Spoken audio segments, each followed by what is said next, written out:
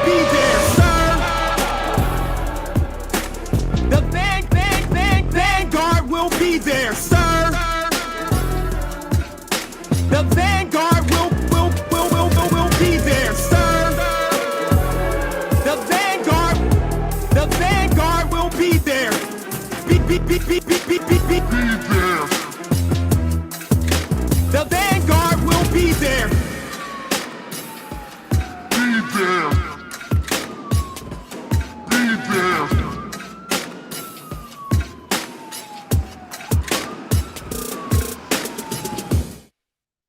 Let it be a lesson to everyone that we should all have our own theme songs, because boy, does that make me happy every single fucking time we go live. Shout out to Fuzzy Slippers and shout out to everybody tuning in live for another episode of the Monday Guard. How you doing today, Gavin?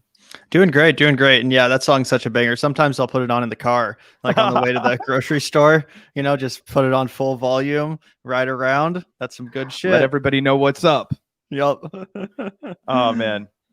Yeah, we got a great show for you guys today. Shout out to everyone that's tuned in so far. Make sure to smash that like button if you are just tuning in. Really appreciate that. And yeah, we got a great show today. Super excited to unpack this new Vaush video. He's going after TYT again. He's been going after TYT a lot lately. This time, I have to say, I think I found myself a little bit more on Cenk and Anna's side. We've done a lot of roasting of the TYT folks over here at the Vanguard. But this Vaush segment actually made me want to come to their defense a little bit. So I'm super excited to break that down with you guys and get your reaction as well.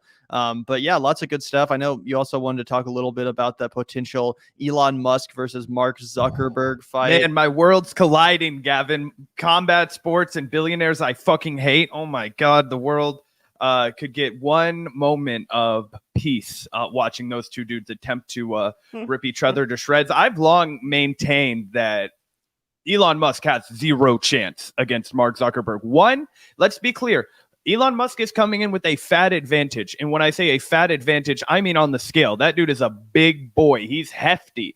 I guarantee you that Elon Musk is not going to publicly release the correct weight that he's at, because I say he's pushing like 240 and ain't none of it muscle, son. Okay. Mark Zuckerberg, on the other hand, he's been training, dude. He's been getting after it. I've seen him flopping around like a fish, pretending to do jujitsu for a while.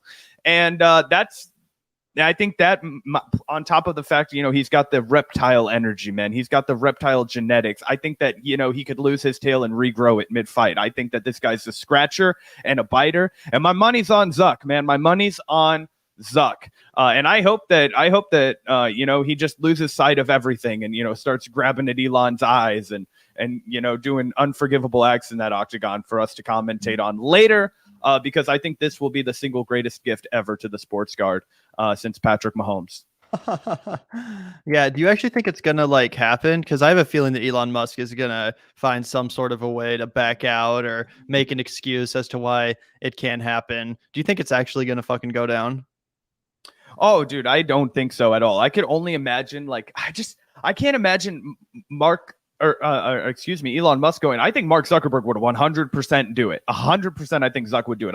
Because he goes out and competes in jiu-jitsu competitions. I won't say that he seems like more of a real person, but he makes a better effort at it, right? He wants to be one of the Joes, whereas Elon Musk, I think that I think that he's a cowering dog, dude. I don't see an ounce of bite in that guy. I see attorneys and legal hassles, but I don't see a dog fight. I just don't think he has it in him. Say what you will about Mark Zuckerberg, I think that guy has it fucking in him.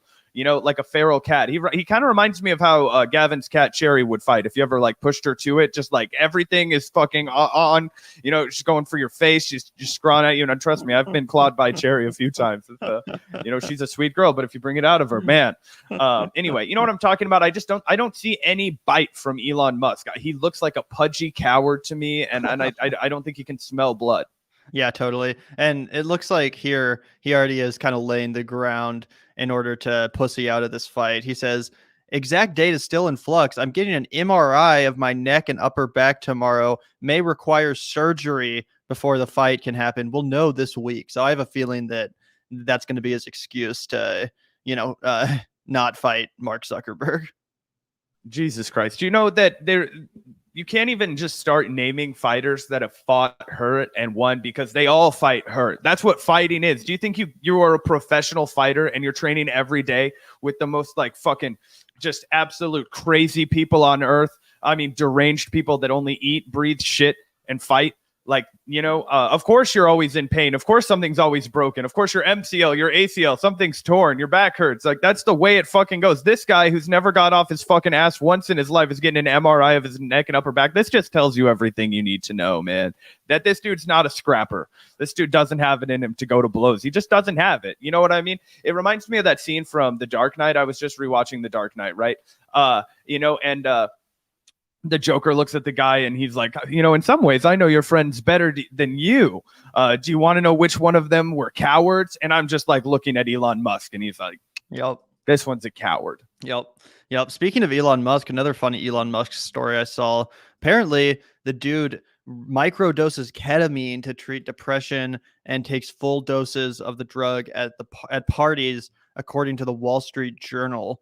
So that's pretty funny. Might explain some of his erratic behavior if this dude's like tripping balls on ketamine 24/7. No wonder he's just like fucking up Twitter so massively, embarrassing himself on a daily basis. The dude's high as fuck. Oh shit, yeah, dude, this guy's K-holed into another dimension. He spent $44 billion on a failing enterprise and then just started firing people. Man, it explains a lot, right? And it also just shows you guys, man, the K-hole's a good buzz. This guy's got $1 billion and he still decided it's worth his time. I kid. I've never taken ketamine because I knew a guy that sold a fuckload of ketamine and he would do so much fucked up shit to it before he would give it to anybody. I'm like, I don't trust this shit because, the way that fucking anything in a powder works is it gets stepped on all the way down. Like, Gavin knows the dude I'm talking about. He told me he used to crush up like rock candy and like all kinds of like crazy shit and put it up in there and like, all kinds of stupid shit. Anyway, so I've never fucked with anything that's in a powder. That's for sure. But anyway, it makes sense for Elon Musk to be like out of his fucking mind off tranquilizers all day long. Yeah. And honestly, like it also just further justification for like the kind of the socialist theory of living. Like this guy has no community, but he has all the money in the world and he's still using the kind of I can't really call it ketamine a psychedelic, can you? But the kind of super powerful drugs that are only really, from what research will tell us, like beneficial to your health in, small amounts and typically like accompanied with therapy, right? Because I'm not saying there's no medical use to ketamine. Obviously there is. It helps people get through like insane PTSD, like people who have come back from war or like women who have been sexually assaulted and traumatized, like, because it does a certain thing to your mind where it allows them to reach you deeper in therapy or whatever. But to just need that all the time as like to fill whatever void this guy's experiencing. Clearly the billions of dollars having $270+ billion is not filling that void, which is just crazy to think about because, here we all are, having to chase the dollar just to survive. And then this guy gets all of it and, it doesn't make him any happier. Right. And I saw some people responding to this report being like, why are people making fun of him? He's, trying to treat depression apparently with ketamine. And my response to that is that I'm not judging him at all. I think that people should be able to have access to whatever drugs they want to treat whatever they need or just to use recreationally. I don't care, but I do think it might explain some of his insane behavior. And I think it's fair to, add that into our analysis, given the fact that this guy is such a public figure and just constantly doing erratic, embarrassing shit. Oh yeah, for sure. And look, I mean, guys, here's the deal. Like, yes, some people can just do drugs all the time and not develop any sort of habit. Like there are motherfuckers like that out there, but they're the exception, not the rule. Typically, if you start doing a substance routinely, your body's going to decide that it needs that shit. Right. And like, even if you are microdosing something like ketamine, right. Even if you are, only taking it in full doses at parties, right. Which just means whenever you feel like it. Whenever you feel, like when at parties is going to get looser and looser over time. You know what I mean? I only do it when I'm at parties. It's like, dude, you're at the doctor's office. I like to party with my doctor. Okay, whatever. You know what I mean? It's like, yeah. You know what I mean? Like, okay, fair enough. But yeah, typically that starts to create other problems with your mental abilities, right? Any drug that you're taking all the time, it's going to fuck with your way of thinking if it becomes your new normal. And to be in charge of, a platform that Gavin and I use to make a living in some ways, it makes me a little skeptical. That's for sure. He's already run it damn near into the ground. You know what I mean? Yeah. Yeah, absolutely. Also, shout out to you, Blood of the Ninja, for the $1 super sticker. Really appreciate that. Did want to quickly shout out the Patreon community Oh really shit, yeah, quick. we just barreled away. I know, right? I didn't want to forget to do that. So a huge shout out to the Patreon supporters. Really appreciate it, you guys. The link is in the description if you want to support the show and help us out a bit. Then you can help us out by hitting that link in the description. It keeps the channel healthy and sustainable and keeps Zac and I coming at you guys as regularly as we do pretty much every day, if not every other day. So yeah, hit that up, guys. Really helps out, makes the show possible. Yeah, Vanguard coming at you guys all the time. And if you want to buy us a coffee, which we desperately need, because I tell myself all the time, I always have one New Year's resolution, one like fucking start to the day thing where I'm like, oh, you know what? I just need to wake up and make my own coffee. But then I do, and it doesn't taste right. And so anyway, call us bourgeoisie. I will settle for the drive-through coffee at McDonald's if I don't have to make it myself. It's $1.50, and I think it's worth it. So anyway, if you think our show is worth $1.50, chip in. Sign up for our lowest tier of the patron community and ask us a question every month at the end of the month. But yeah, shout out to you, Fuzzy Slippers. Your second shout out of the live stream. I also hollered at you when I was vibing to your intro that you made for us. You know, shout out to Fuzzy Slippers for granting us the greatest gift of a theme song. Absolutely. Thank you so much, Fuzzy Slippers. That intro is such a banger. Also, shout out to you, Mr. Polston. I love being clean and sober. Well, thank you so much for the $9.99. And yeah, it seems like that's honestly the experience of most people that I know, whether or not they're recovering addicts or not. I think a lot of people at some point in their life do decide that sobriety is the best path and the way that they're going to be the most happy if they're not relying on substances to make them more comfortable or more social or whatever. I'm obviously not someone that does live a sober lifestyle, right? I like smoking weed. I like having a drink sometimes. But yeah, I mean, in my experience, certainly I feel the most focused and energetic and clear-headed when it's been a couple days since I've indulged it all. So I'm sure that you do have a certain level of clear-headedness and focus that comes with just absolute sobriety. Oh yeah, what's the Andre 3000 bar? No drugs or alcohol, so I can get the signal clear as day. Put my Glock away. Anyway, long story short, receiving the pen lyrics from God, Andre 3000. But no, shout out to you, Dad. My dad's like 7 years sober, I believe, at this point. So yeah, shout out to you. That's a big feat. Congratulations. And the flip side of that, Chief Keeve, I hate being sober. LOL. Yeah, that's a different kind of a problem. But yeah, as a bartender, it's important to always keep balance in your life, which is why I don't drink at home really, because I'm like, you got to draw. It's about drawing a line in the sand, dude. It's like, you get drunk at home and then you're like, oh, Jesus Christ, I already, Yeah, you've done a good job walking that line, Zac. I was a little bit worried for a sec because I was like, I mean, I don't know how I would do, honestly, if every single night I was surrounded by alcohol and people trying to buy me shots and stuff. That I could see how a lot of bartenders, slip into a dependency issue. So, yeah, for sure. And that, and the fact that the other thing is, man, it goes back to the real thing that gets fucking bartenders, guys, and then we can move on from this, and restaurant people, period, is because it's really fucking hard work. It's like nobody, unless you've done it on like a really busy night, like your whole body hurts at the end, right? But it's so exhilarating. It's so exciting. You get to put out like literal pieces of art, 300 times a night.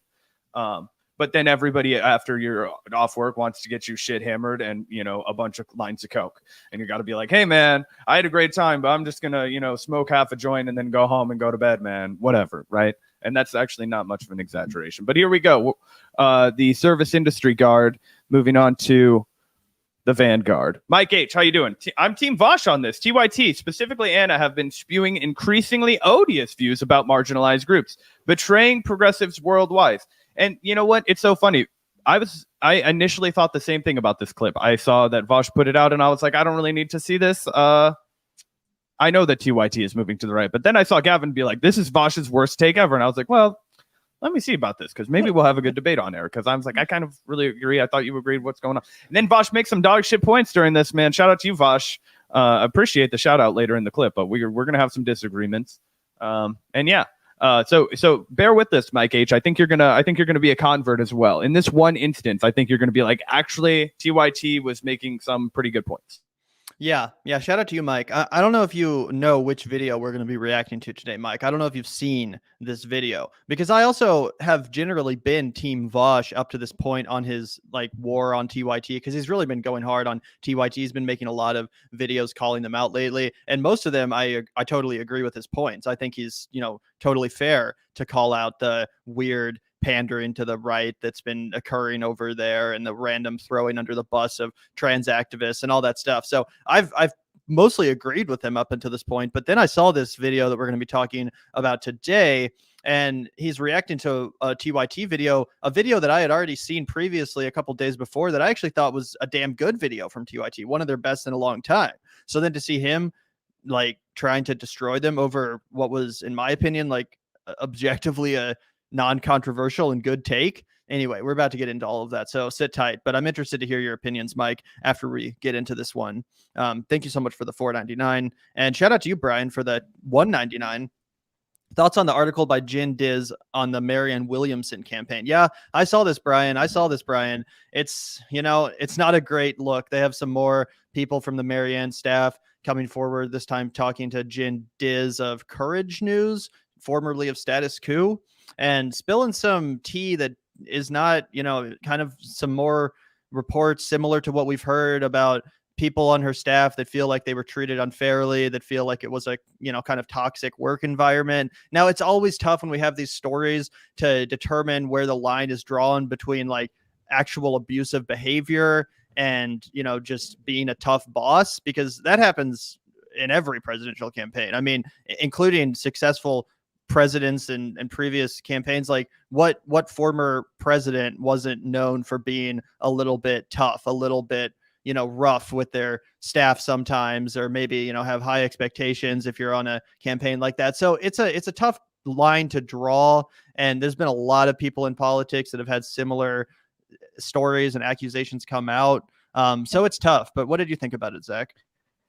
I think it's starting to stack up, bro. I think it's starting to stack up. And I think at this point, I would be down to have a couple of those people on the show just to talk about their experiences. Because what I am gathering is that a lot of the people that are bringing up these kinds of, and again, I'm not there. I don't know. I'm just saying that if somebody says that they have a bad experience in the workplace, I feel like I'm going to give them a fair shake. And, kind of like anything, right? Like, I'm not saying that we'll sign off on everything that they say, but I feel like, it is fair to give a, platform to them. And shout out to Jen Dice for, or Diz, I'm not sure how you pronounce her name. I'm sorry. For doing that reporting. I read that over the weekend, and yeah, look, I would be happy to get some more information from those people, because it's true that what Gavin said, that all campaigns are grueling. They all suck. I mean, like, I know that when, somebody that I know was working for the Democratic Party for a Missouri campaign, they were like forcing the people to travel for work and then making them share beds in the hotel because they were too cheap to get everybody their own bed, kind of shit like that. Right. Where it's like, if that came out, that would be like a really like bad story. Right. Claire McCaskill, yeah, cheap ass. But anyway, you know what I mean? So it's like, there are all kinds of bad shit, Klobuchar through the stapler. She still has her career in politics, right? You know what I'm saying? Like, they're all bad bosses. But that being said, I have praised Marianne Williamson for being an exception. And if it does, come out that these people had valid, experiences that, were not, the same experiences that I've had with Marianne Williamson, I want to hear about that. And I want to report on that. And I want to, kind of, elevate or, amplify whatever experiences they had, should it be, a concern about like, a violation of like, workplace, good ethics.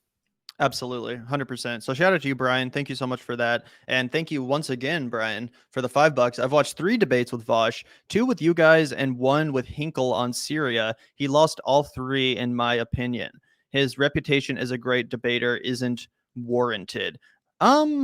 Yeah, I think it kind of depends on the subject matter, Brian, because I've definitely seen some really, really strong Vaush performances. But yeah, I mean, I don't think he's like a flawless, perfect debater. I definitely think that it's possible to kind of, win him over, not win him over rather, but just kind of, I don't know. What would you say to that, Zach? I mean, I would ask, to say, hey, I think that part of it when he was debating Jackson Hinkle was that he was just like clearly wrong on Syria, right? Like I think that I mean, actually, I can't even say that. I don't remember too much of the debate. Watching yeah, that one, I'll pick apart R2. I did watch the one with Hinkle back then, and I do remember taking away that I thought that Hinkle, he parroted a lot of Aaron Mate's points, and Aaron Mate I thought did some decent reporting on that. So, but as far as R2 debates, like he set himself up for failure. He was like, "You're enabling fascism if you don't vote for Joe Biden." It's like, come on, Gavin and I have fucking dealt with that question before, right? And then the other time it was like, drone strikes are good. And it's like, okay, well, dude, you set yourself up for failure again there. But if you want to watch him do a really good job on a subject where you might even agree with the person he's debating and not him, I would have you check out his debate with Nick Cruz, which Gavin loves to use as an example for like when Vaush humiliated somebody and made him feel ashamed to have the opinion that he did have, so that's a good example of that. And then if you want to watch him interview like any like fucking like trans hating, like white supremacist kind of like Republican, he will just body slam them into the ground, which is why a lot of people, myself included, actually really like watching Vaush, because sometimes like, I don't necessarily want to debate these people, but like sometimes he's hilarious when he's just crucifying these people. And that's kind of the appeal of a lot of his debates. He's a sharp guy, but I just think that sometimes he sets himself up for failure by being too like confident going into a debate and then taking a position that like honestly nobody should take. Yeah, I think Vaush comes off the best when he's debating just some like absolute fucking crazy person or just like some total crank. As you said, Zach, he totally destroyed socialist MMA. Also, Brian, if you check out his debate with Nico House, he totally made a fool of Nico House. You can check out his debate with Hunter Avalon. That was maybe Vaush's strongest debate ever because Hunter Avalon was still a right winger at the time. And Vaush basically changed his mind in real time on the issue of trans people using the bathroom of their choice. So if there's one Vaush debate that I would recommend you check out in order to see his talents on display, I would probably recommend those three, but specifically the Hunter Avalon debate. Like I said, I think he really does the best when he's debating people on the right and just generally kind of crazy or unhinged folks, because he's really good at remaining calm and confident in the face of that sort of unhinged behavior, which often just makes him seem like the more serious person. As Cassandra said, he's a good debater until he talks to people like you guys, genuine smart people. Then he melts in his chair a bit. Overrated. So yeah, I kind of agree with that. Like he's really, really good at debating when he's debating someone that's like totally unserious. He's great at just like unmasking them and making them look like a fool. But when he actually is debating someone that's like being honest and in good faith, then yeah, I don't think he like all of a sudden becomes a bad debater. That's not what I'm saying. I don't think we like, fucking destroyed him or whatever. He remained perfectly calm and, his resolve while he debated us. But it is harder for him to like totally destroy someone who's acting in good faith and who's being honest. Yeah, 100%. And I think that that's our whole strategy when we debate anybody, right? Like Gavin and I rock the good cop, bad cop a little bit. Gavin's more of a stronger debater than me. So I feel like he kind of takes the lead, but then I like to, stir the pot a little bit, make sure that, the conversation's staying lively, but not too lively, and I feel like we've got a good yin and yang there. And you also have to give us the benefit of the doubt and say that Vaush is one person. If he had a teammate, for the debate, then, potentially he would have been able to demonstrate his, strengths a little more easily. He was like every time that Gavin was going to blows with Vaush, I was sitting there thinking about, okay, what exactly can I say to like also reinforce my argument or this position or whatever. So it gives you time to recharge, right? It's like a 2-on-1. So you got to give Vaush a little bit of extra credit there. But yeah, by and large, I think that he, as Gavin said, he shines when he's debating the absolute crazy of the crazy. And he, for the most part, his politics are that of the Democratic Party establishment. So we just have a very different analysis. He's going to be like, I'm an edgy Joe Biden supporter, and we are like not Joe Biden supporters. You know what I mean? And also shout out to Venetia. Always great to see you in the chat. And thank you for that $4 super stick. Yeah, thank you so much, Venetia. Really appreciate that. Hopefully you're enjoying the show today. I promise we're about to get into the meaty substance, the titular topic. But shout out to you, Venetia. And thank you also, Mike H, for the $5. I wish leftists would branch out to other platforms. Twitter is practically unusable now, and having as wide of a reach as possible would be beneficial. I mean, I agree in theory, Mike, but I don't really know what other platforms we could reach out to, because it seems like lefties are obviously already on YouTube. We're on TikTok. He's talking about the wide untapped market of Blue Sky. Yeah, Blue Sky. Unfortunately, that doesn't seem like it's going anywhere. Same with Threads, both of which I was like, hey, this might actually be something. Unlike fucking Mastodon or whatever, they actually had more of like a real backing. Blue Sky, I think, was created by Jack Dorsey, and Threads was a product of Meta. So I was like, these actually have a chance at taking down Twitter. Unfortunately, it doesn't look like that's going to happen. So I don't know if you're talking about Instagram or like fucking Reddit or Well, Threads is Instagram, right? Well, it's like an offshoot of Instagram, kind of like Yeah. it's like how Facebook is connected to Instagram, but they're still different. Threads is like another, different platform, but they're connected. That always sent me Instagram notifications to be like, this person posted on Threads. I'm like, I don't care. Yeah, well, they made it really easy for you if you're already on Instagram to just sign up for and create your threads. But anyway, yeah, I mean, like I said, I agree in concept, Mike. I don't know which platforms you're talking about. I don't know if you're talking about us like, trying to take over Rumble or something like that. But feel free to clarify. Yeah, gosh, then I'd have to think we'd have to go on there and do like characters. Like we'd have to be like a character of somebody and then go on to Rumble. Like I'd have to invent a new persona, and so would Gavin. But I'm not opposed to that, Mike Gage. Maybe one day we'll get there. I like the idea. Did you see Matt Leck posting that graph of Steven Crowder's viewership since switching to Rumble? No. Yeah, so if you guys don't know, Steven Crowder, who of course had like millions of subs on YouTube, one of the biggest right wingers on the platform, he signed an exclusive deal with Rumble to basically take his show completely to Rumble exclusively. That's what he decided to do instead of signing that contract with the Daily Wire. And let's take a look at his viewership since making that decision. It's totally fallen off the fucking cliff. Now he's also had that scandal with his wife. I was going to say a lot of conservatives were actually pretty pissed about that. Like even conservative guys don't like it when you treat your pregnant wife like dog shit on camera. Right. So that's definitely part of it, I think. But yeah, I mean, that's crazy. He basically sacrificed all of his relevance, his entire platform in order for a fat pay or in exchange for a fat paycheck from Rumble, which I'm sure looked nice at the time. I'm sure they gave him a fuck ton of money, but I mean, he threw away, like I said, 5 million subscribers to go to a platform that no one's really watching and that artificially inflates its viewership. Like, oof, that shows you why, unfortunately, kind of got to stick it out on YouTube for the time being. Well, he was demonetized on YouTube, which I think also propelled his decision. Was he? Yeah, he couldn't make money on YouTube. Interesting. Well, I guess that makes it a little bit more understandable why he made that decision. But still, I mean, just as far as relevance goes, like now, if you're on Rumble exclusively, you're basically preaching to the choir. If you're Steven Crowder, like you're not really reaching a lot of new people. Most people kind of like Rumble, a W for the left, though. Oh, it is totally a W for the left. Yeah. Go sequester yourself off on Rumble all you want. Fucking, get in that echo chamber and seal it off. But yeah, anyway, I thought that was without funny. oxygen or sunlight, please. Yeah, literally. And shout out to Independence Walt. Zach going to teach us how to cook the rich properly. Absolutely. I'm going to give it the old Salt Bay on their, loin chops, if you will. I'll be having it with liver and fava beans and a nice glass of Chianti. Shout out to you, Walter. Appreciate that. And thank you, Brian, once again.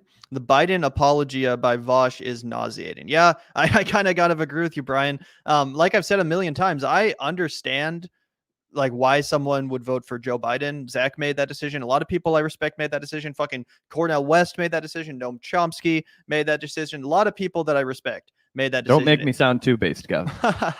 Zach, in the company of Dr. West and Chomsky and fucking Mount Rushmore. Yeah. Anyway, so I don't think it's something that like I don't think that it's a unreasonable conclusion to come to by any means. I also don't want Donald Trump to be president again. But if you are going to come to that decision, then in my opinion, like your analysis has to stop at I'm voting for Joe Biden because I think he's better than Donald Trump. What I hate is when people try to gaslight lefties like AOC did on Pod Save America or Pramila Jayapal does all the time and say, oh no, Joe Biden's doing great. I give him an A++. He's a totally progressive president, as good as we could have hoped for. No point in resisting him at all or calling him out on any of his failures because you know what we're going to ask for more. We got Joe Biden. We should all be happy. Like, are you kidding me? No, this guy's a total fucking failure. He's historically unpopular. He's very likely going to lead to the reelection of Donald Trump because of how unpopular he is. So yeah, I totally agree. You don't have to give Joe Biden credit. You don't have to defend him where he's failed.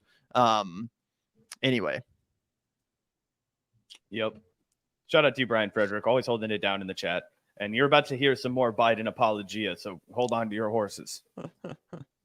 And also, shout out to you, Justbinia. Vaush might not hold all of your opinions, but he's way left of the right in this country. Wasting all your time trying crap on him is why lefties lose and never get anything done. No, there are a million other reasons why lefties always lose and never get anything done. And I promise you, if the Vanguard podcast disappeared tomorrow, you guys would still have to sit back and watch the left fumble and fuck everything up, and you wouldn't have our jokes to help you get through the day. So sorry, Justbinia. Also, Vaush started it.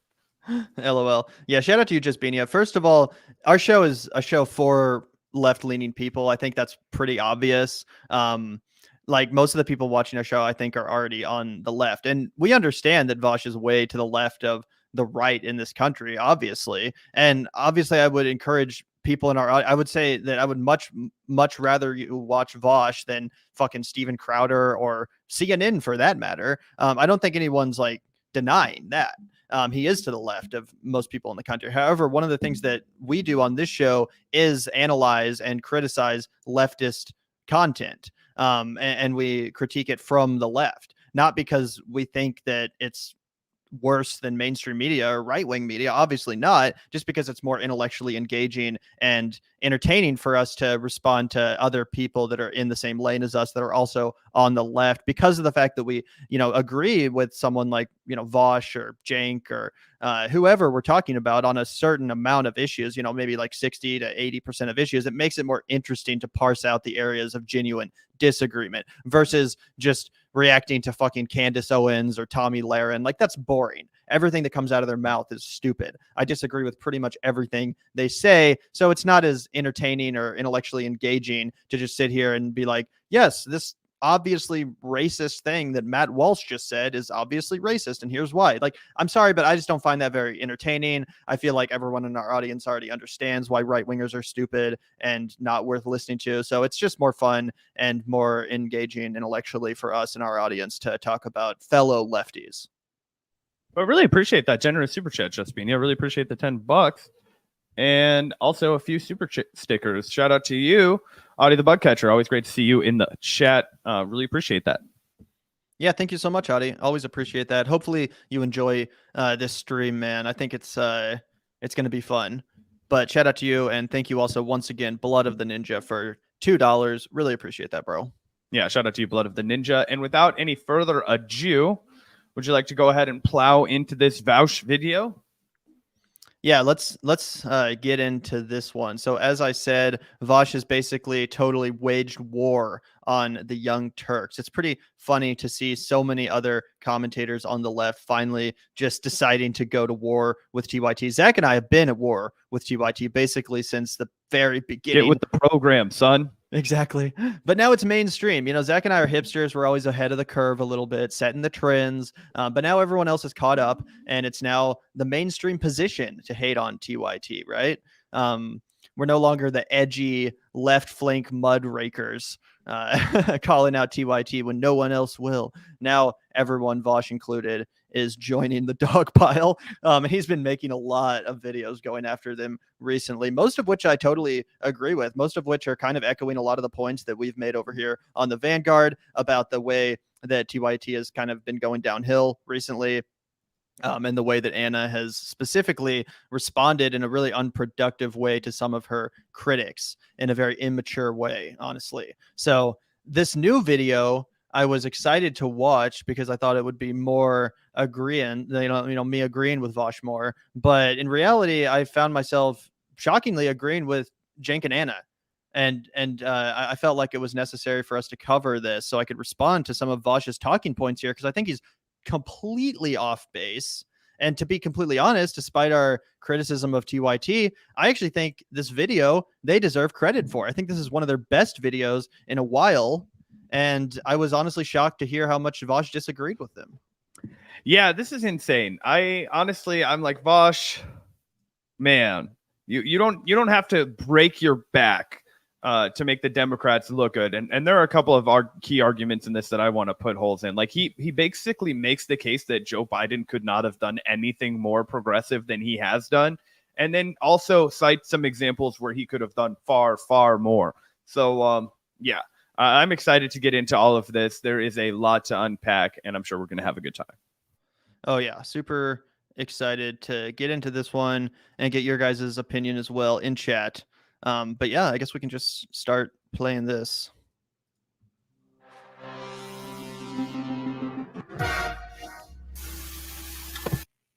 What is this? HuffPost delves into the many struggles facing Justice Democrats, the progressive group that endorses progressive candidates and gets quite a few people elected, at least in the past. The ladies of the squad are Justice Democrats. Jamal Bowman is another example of a Justice Democrat. But right now it seems that the left-wing coalition is disintegrating, unfortunately, and progressives have different ideas on how to rebuild it. So I'm gonna give you a few excerpts, and Cenk is also quoted in the piece. But before we get to Cenk's quote, first the details on the Justice Democrats. Just over 6 years since its founding, Justice Democrats' opposition is more organized while its mission is more muddled and its coffers depleted. Faced with a shortage of funds, the group laid off 9 of its 20 staff members in mid-July, a move that took many prominent progressives by surprise. I'm not that surprised by this, because contrary to what a lot of people think, the environment where progressives do best is not when we're being faced with like far right opposition. The environment in which progressives do best is when the problems that we face are. And I don't even understand what he means there by saying that the environment the progressives do best is not when we're faced by far right opposition, because for my entire life, every single election cycle, we've been faced by far right opposition. Now, you can say that Trump represented a new low for the Republican Party and an even more blatant form of fascism. But to say that George Bush, Mitt Romney, and John McCain did not represent a form of like a far right opposition, that's crazy. The Republicans have been far right my entire life, and every single candidate they've put up has been a far right extremist in many, many ways. So basically, under Vaush's logic, at no point during my lifetime was it a good, good conditions for progressives to take power, and nor will it be for the foreseeable future. So that's just an incredibly pessimistic and depressing outlook if you are a progressive, if you're left of the Democratic establishment.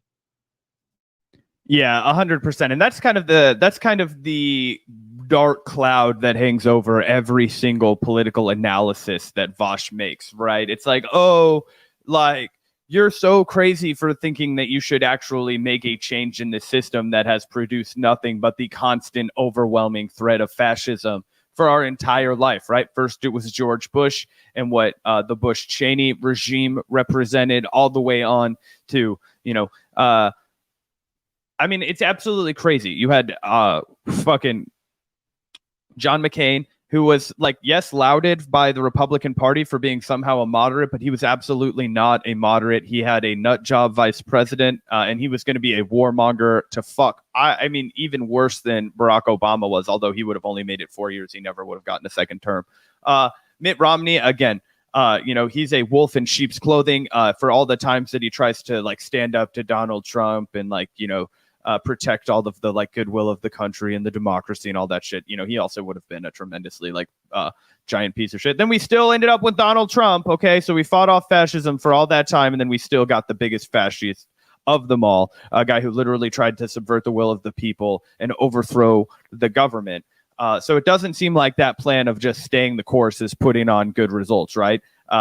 Eventually one of them is going to break through, and they're going to have become so right wing, and they're going to become so fucking totalitarian because the Overton window has been moved so far to the right by the Democrats, who have become basically the Republican Party, and then the Republican Party has become something else, right? And you're telling me that while I have the Republicans and then I have the fascists, that I shouldn't be proposing any kind of other alternative? Like, it's absolutely ridiculous. But it's that mind like view, or like, I guess, the world view, excuse me, that leads him astray constantly, I think.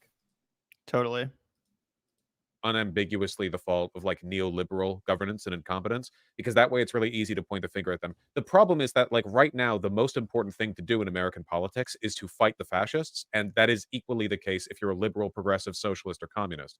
So exactly, the political climate currently favors liberalism because it's seen as a safe and proven alternative to fascism, as opposed to like, can we pause fascism it really quick, is facing us down. Let's put our faith in this.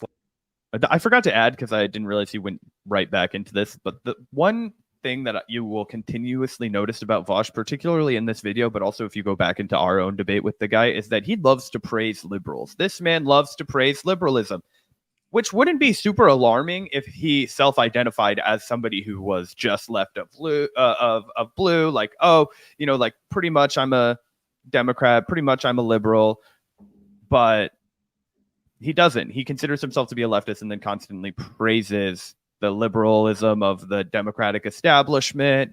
Later on in this video, I believe he goes on, I don't think we'll get to it because it's closer to the end, but he goes on to talk about how you should never listen to a leftist on foreign policy, but the liberals actually give you the best foreign policy analysis. And it's mind-boggling, the kind of arguments that he will make to simp for the status quo, if you will. And that's, you know, yeah. Yeah, he literally said in our debate that liberalism is a better bulwark against fascism than progressivism, which I was like, what? Anyway, yeah. Like new, like radical progressive worker. Well, so that's public perception. I'm not saying I agree with that. Obviously, I fully support the progressive line, but to a lot of voters, they're going to really think of it as another unnecessary risk. And they seem to be returning their main focus back to electoral politics and away from advocacy on policy, except it should be noted that the Justice Democrats have not yet announced any endorsements of primary challengers, of candidates in open seats. And that is a stark change from what they did previously. Previously, like the whole point is to primary corporate Democrats in Congress, and they, again, have yet to endorse any new candidates. And there's not really a wedge to get them on right now, right? Like, think about it. Before there was Black Lives Matter, because during Black Lives Matter, progressives had the front seat, you know? Like, it was the progressive Democrats and the progressive activists who were the loudest and most prominent during BLM because it was like an advocacy movement. And then there's like Medicare for all, but nobody talks about Medicare for all. Dude, Medicare... Yeah, that's the problem, Vaush. Like that, you're outlining the problem. You're explaining why Justice Democrats is failing and why they can't get any donations and why people are fed up with them, because they're not being loud and aggressive when it comes to the issues that they promised to fight hardest on. When it comes to the issues of police brutality, you barely ever hear the squad members bringing that up in a serious way. You barely ever hear them talking about healthcare anymore. Joe Biden literally promised he ran on a public option. He campaigned on passing a public option, and he hasn't even talked about it. And we remember how he talked about his social rights initiative, man, in that leaked audio call. I mean, there were all kinds of esteemed folks on there. I think Reverend Barber was on that call, there were a lot of people that were. Anyway, the audio was terrible. He was completely like demeaning. He castigated them, and he made it clear that whatever he did, if he was not going to defund the police, he was not going to reform the police, and that was that. Yeah. So Vaush is right that there's not seemingly much of a wedge issue for progressives, for the Justice Democrats to really contrast themselves with the establishment. But the only reason why that's the case is because they've let all the wedge issues, they've stopped talking about all the wedge issues. It's not like they disappeared. It's not like Joe Biden adopted their progressive platform and has started championing Medicare for all and has introduced bill to raise the minimum wage or something like that. No, he has not adopted our platform or our policies whatsoever. The only thing that's changed is that the Justice Democrats, the so-called progressives in Congress, have stopped fighting back. They've stopped even pretending to resist. They've stopped even vocalizing their disagreements with the president. That's the reason why there doesn't seem to be a wedge issue. It's not because anything else. It's because of their failure. For all is so cooked, it got talked about in 2016 and then like it faded away, and now like the fascists are here and it's such a big deal. And, we're not even going to get... When Medicare for All got popular, that was in 2015 when Bernie Sanders was running for president. And Vaush says, well, now the fascists are here, so we can't really focus on it anymore.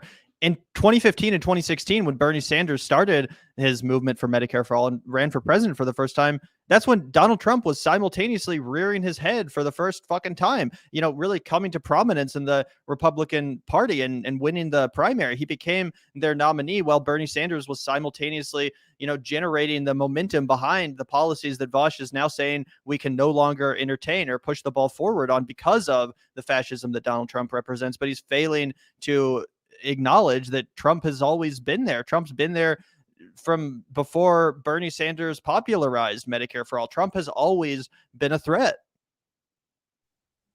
Yeah, and with he says it as if it's like no big deal at all. He kind of just brushes it off. He's like, "Oh, Medicare for all is completely cooked. You crazy lefties." And it's just like, dude, I feel like I am getting the most like West Wing neoliberal political analysis out of Vaush while he's still being like, I agree with all of these policy prescriptions, but you guys are just ridiculous. And then do you know what I started to think about, Gavin? You know what I started to think about? Back in 2008, there was a gentleman who was a blogger, right?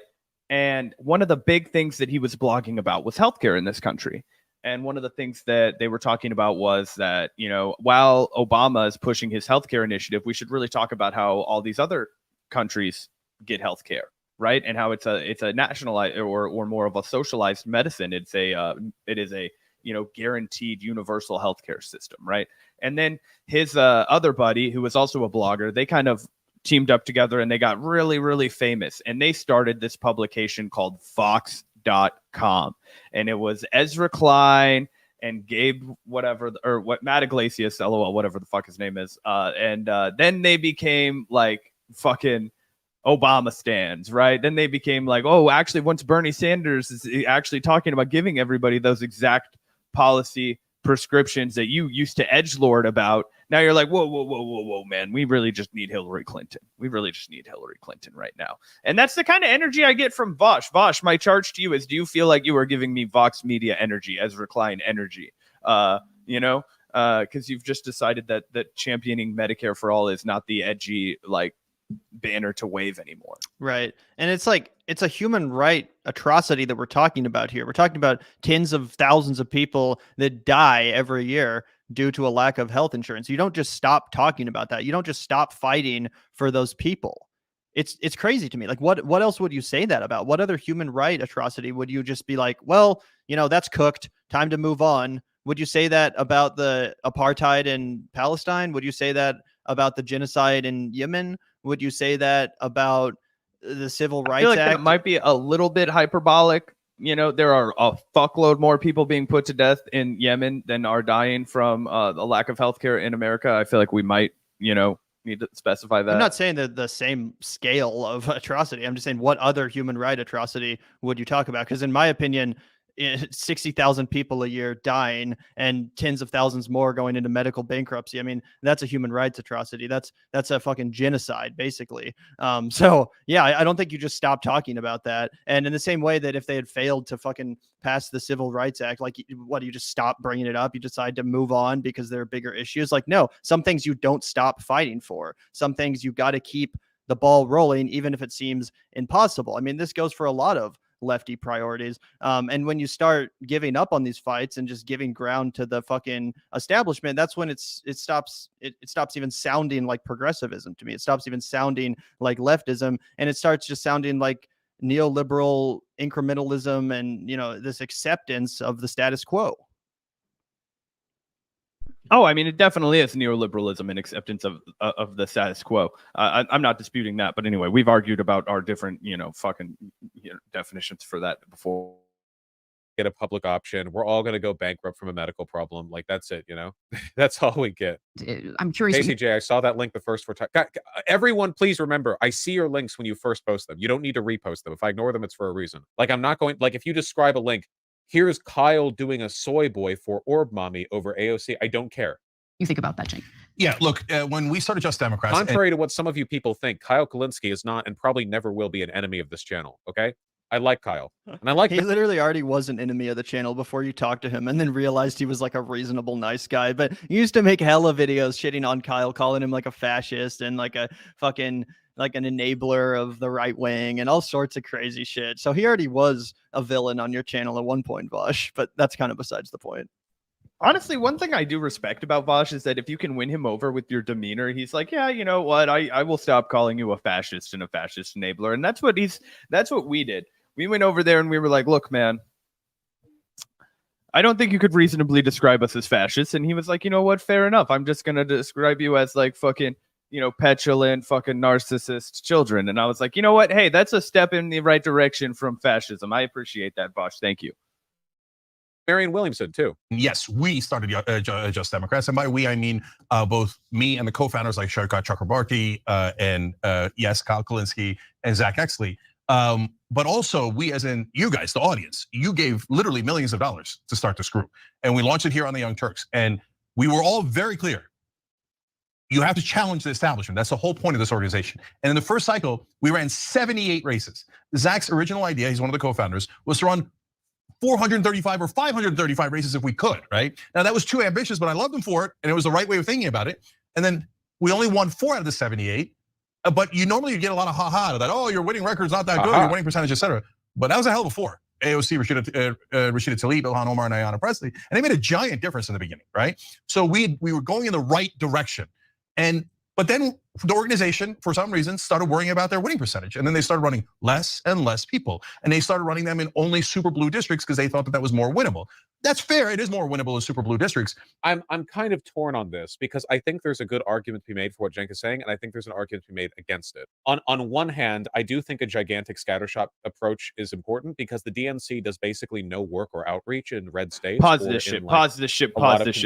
I think I actually might have just taught this to Vaush the other day because he was trying to explain to us that it was actually a threat to cast your vote for Cornel West in Alabama. And then I was like, Vaush, do you not understand that actually the DNC gives no money to candidates that are running in Alabama, which means they have no infrastructure to support Joe Biden, which means they have nothing going on in the state to get people out to vote. Not a little bit of things going on in the state of Alabama.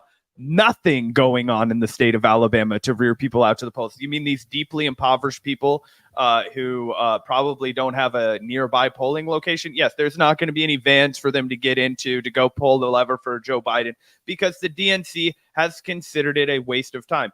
So that was why the other day I was like, guys, as far as it goes, as it stands now, there's no money being put in here, which means that you can confidently cast your vote for Cornel West without enabling fascism in a place like Alabama, where sure as you are fucking born, Donald Trump is going to win the Electoral College. Just like sure as you are fucking born. Vaush was crazy. He tried to argue that California's not that blue. Yes, it is.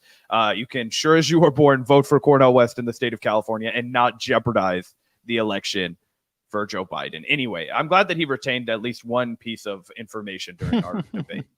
Totally. Also, shout out to Hysteric Raider. This is actually a great point. Using a right-wing example, they never dropped the abortion issue. Even when it was unpopular, they kept pushing until they got it to the finish line. 100% Hysteric Raider. And I think that the left should treat the fight for universal health care in the exact same way that the right wing has treated the fight to end Roe v. Wade. We should treat it the exact same, and that, you know, even if it feels unpopular, we keep fucking going. We keep trying to stack every possible position of elected office with people that are sympathetic to our position, and we don't fucking give up, even if it takes 3 or 4 decades.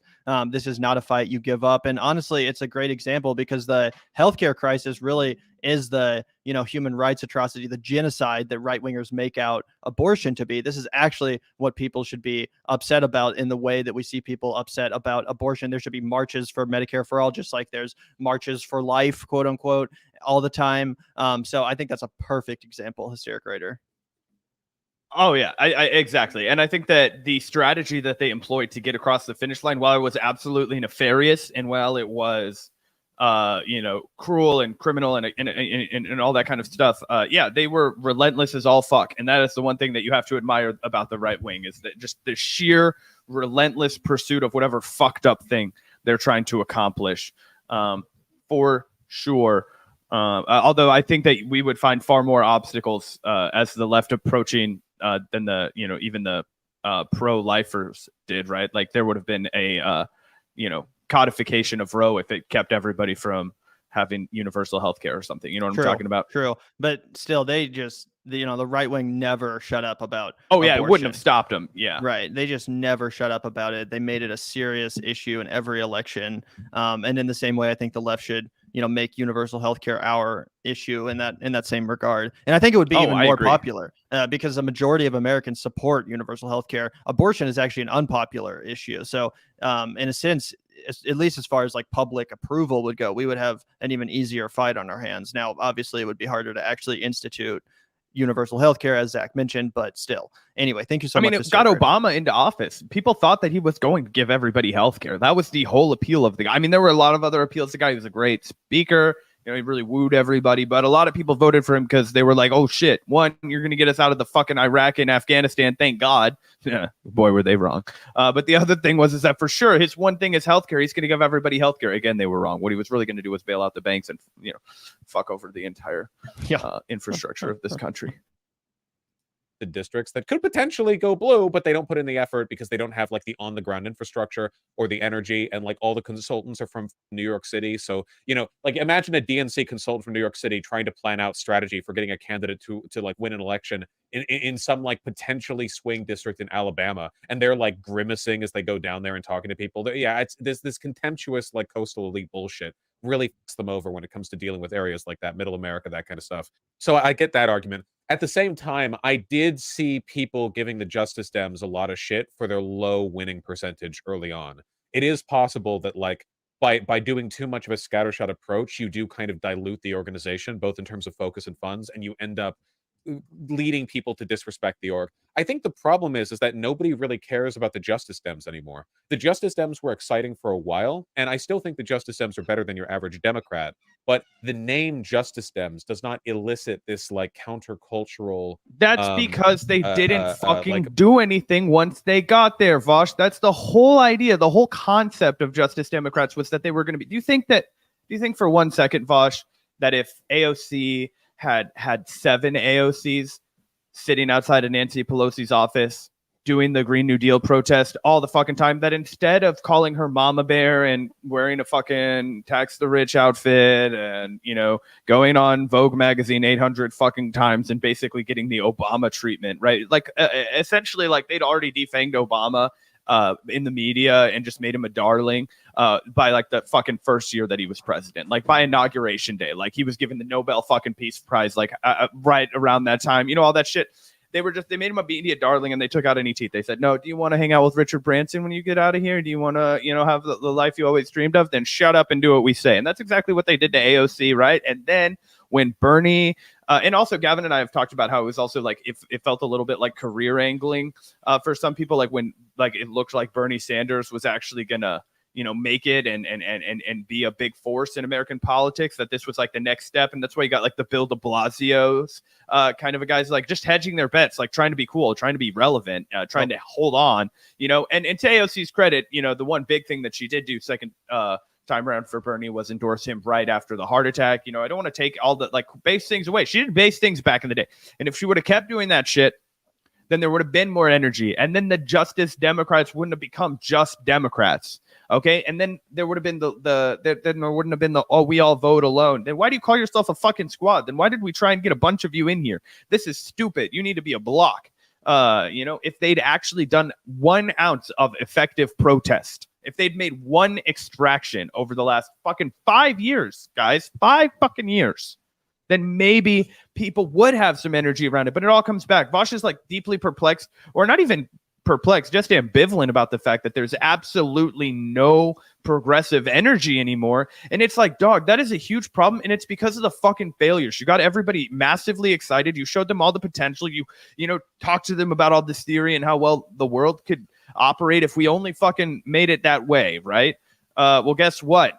We still fucking want it that way, and the people that we sent to go do that did not do that fucking job for us. So what do we have to do now? We have to do something different. But that's why there's no energy behind Justice Democrats. It's because they fumbled the bag. We fucking did so much to send people there, to get them into office, donating, fucking knocking doors, interviewing countless candidates. Gavin and I, not to toot our horn, we interviewed countless people. Not that we contributed to fucking anything, but we were trying to be part of a global, or like not a global, a larger ecosphere of like promoting lefty candidates and all that kind of stuff. But yeah, there is no energy for it anymore because nobody trusts these people anymore, and they will not donate their money to somebody they don't trust. So yeah, I guess like attitude. It makes me wonder if the future of progressive advocacy in the Democrats is like decentralized, where you would have leaders to rally around, but not like a title to go by. Does that make any sense? Bernie Sanders did really, really well.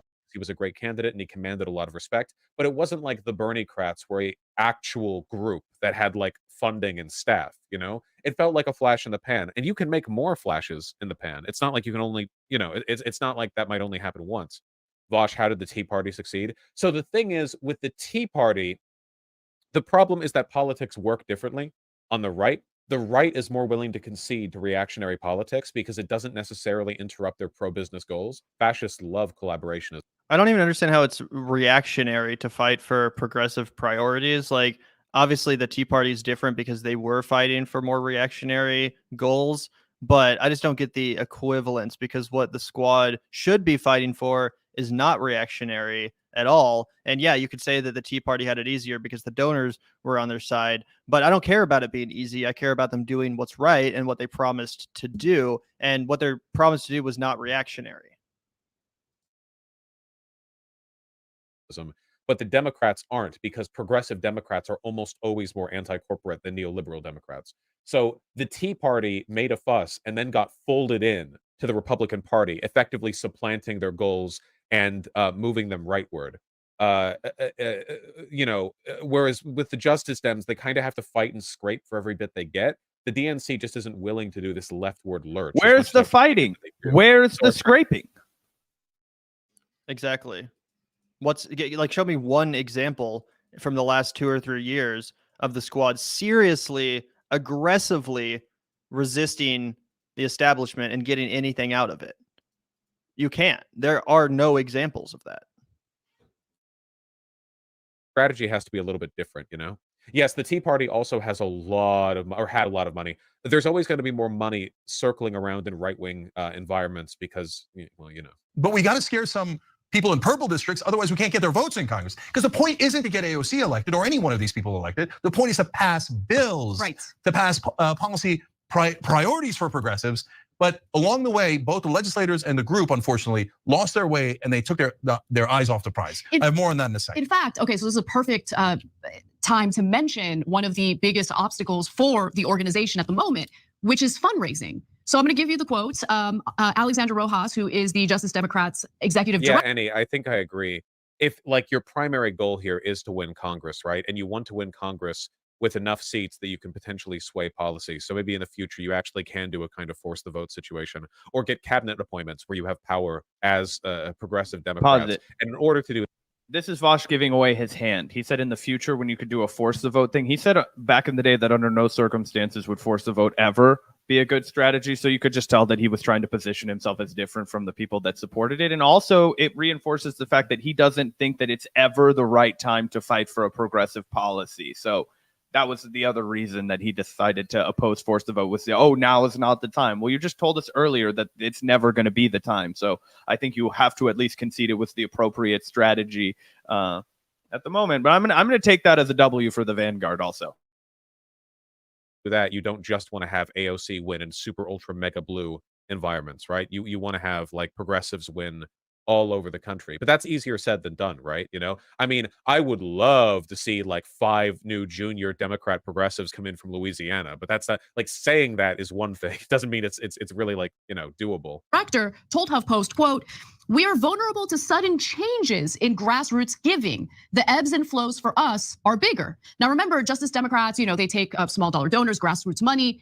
And this is my speculation, but you're going to get less funding from grassroots donors if they feel that you are not delivering for them. So I'm going to give you a few examples. When there are headlines about Representative Alexandria Ocasio-Cortez voting present when she should have voted no on an extra $1 billion for Israel, right? That's on top of the funding that we already provide for Israel every single year, billions and billions of dollars. That showed a level of weakness and the willingness to honestly turn her back on the people who have supported her and promoted her and defended her as she's being attacked by corporate Democrats, right? Yeah, I don't like this attitude. AOC has done what the fuck? That was the most base thing Anna said in fucking years, Vaush. In years, Vaush. What are you talking about? Anna gets right back on the horse and starts fucking slaying it again. I'm like, wow, what year is it? I feel like Marty McFly watching this clip. Jesus Christ, I need to get back to the future because if this isn't Anna Kasparian, this is a leftist argument that just came out of her mouth. Good for you, Anna. You found your footing. And then Vaush is like, I hate this line of thinking. Why? Why do you hate this line of thinking? This is so obvious. Like, oh my gosh. Yeah, it's crazy. I mean, he titled this video, TYT can't stop moving right. They're out of control. What have they even said that could conceivably be construed as right wing? And we're more than happy to call them out as soon as they start pandering to the right wing or parroting some right wing talking points. In no way are we prone to defend the Young Turks. But the fact of the matter is, they're making a very clear left wing argument here, advocating that the Justice Democrats are more aggressively progressive, more aggressively left wing, actually representing that thorn in the side to the Democratic establishment that they ran on being. How is that in any way right wing? They're calling out these congresspeople from the left. They're calling them out for selling out. How is that right wing at all? I don't even get this. Disagreement, but like, holy shit, man, we have to accept that even if we got a squad of ultra communists in Congress, there's so much wheeling and dealing that goes on behind the scenes that they will inevitably one day vote for stuff that just seems like a betrayal of their values or whatever. Like, Okay, wheeling and dealing. What the fuck did AOC get out of the deal? No, I saw the wheeling, but where was the dealing? Because what was the deal? She just Or deal with them. We're going to fight an answer challenge. Right, exactly. Yeah, she wanted to hold on to her seat. She, wanted to keep climbing the career ladder and avoid a challenge. That's, fair enough, but that's a deal for you, AOC. What's the deal for us? What's the deal for the progressive movement that you were sent to represent? What the fuck do you have to show for selling out? What the fuck do you have to show for betraying us? Because if you did have something to show for it, then I guess I could, put aside the betrayment and say, well, I get it. You had to play politics. You had to kind of sacrifice something in order to get this win, in order to kind of get Biden or Pelosi on your side and secure this big victory for the left, right? Well, what fucking victory was secured? No victories were secured. You sold out for nothing. They fought betrayed fascism, Gavin. Right. You betrayed us for nothing. Not just us, Zach and fucking me. I'm talking about the Palestinian people, the activist communities that elected you and defended you. As Anna said, she's like, yeah, you're kind of embarrassing everyone that has been defending you for all these years, referring to themselves, of course, at TYT, who for years gave the squad the benefit of the doubt, have now finally caught up to the fact and are, being honest about the fact that the squad are sellouts for the most part and that they have totally lost the plot. But she's like, yeah, we were defending you. We were defending you when all these people were calling you out and were totally correct from the jump. We were fucking embarrassing ourselves defending you guys. And now even us, we have to fucking admit the truth. And we have to admit that you guys have disappointed us all and completely sold out the movement that elected you in the first place. So many bills go through Congress and there's so much stuff that happens that we don't get any insight onto. If they're good like 95% of the time, that's set for me. I don't want to because if you set that standard, it's like, well, you're never if Bernie had won and become president, he also would have done stuff that we wouldn't have agreed with because he is the president. He's subject to interests and information that we will never know or understand. He is literally the most powerful man on earth. But if he does most things right most of the time, that's still a huge win. I don't like this attitude. That being said, it is true that AOC and other Justice Dems have to play a game where they have to appear as though they're challenging the status quo, but at the same time, they can't risk coming off too combative, or else liberal Democrat media will fold them in with the MAGA crowd as the enemy of liberty. I can see the MSNBC lines now. In a time where our country faces great threat and peril from the MAGA crowd and anti-democracy types, AOC and the Justice Dems have opposed a Democrat bill, thus aligning with them. This is such a stupid talking point. I really hate this attitude. This is why the left will never win. This is why the fascists will always win. The threat of fascism, which is real, by the way, I'm not in any way trying to minimize or downplay that threat, but the threat of fascism is not a reason to stop fighting for or talking about progressive priorities. It's not a reason to give up. In fact, it's actually the exact opposite. It's the exact opposite. In the face of fascism, when fascism rears its head, that's when progressives need to double down. That's when progressives need to double down and present a seriously populist progressive alternative to the fascism.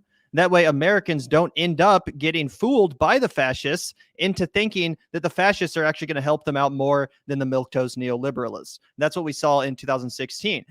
Donald Trump did not win because he was such a great candidate. He won because Hillary Clinton was such a dog shit candidate. 100%. I think pretty much any other Democrat would have beat Donald Trump, but because he was running against the literal personification of coastal elitism and neoliberal policy, he was able to kind of fool people into voting for him, talking about outsourcing, talking about ending the wars, and basically lying to people running on a faux populist agenda. But if there had been a serious progressive like Bernie Sanders who was actually offering an agenda that would help the American people, that actually spoke to the needs of the American people, then Trump would never have won. So progressives need to double down. They need to present a serious alternative and really speak to the American people and aggressively contrast themselves with the corporate Democrats, or else fascism is 100% going to come back. Then Americans are 100% going to be duped into voting for a fascist again, because the Democrats just can't provide a very convincing alternative, unfortunately. Sad reacts on. It's really, really, really difficult to manage. I do not envy AOC. That's one example I have in mind. When they fail to, the latest example, in my opinion, when it comes to AOC, and I don't mean to harp on her. I've seen some failures when it comes to Justice Democrats in Congress across the board.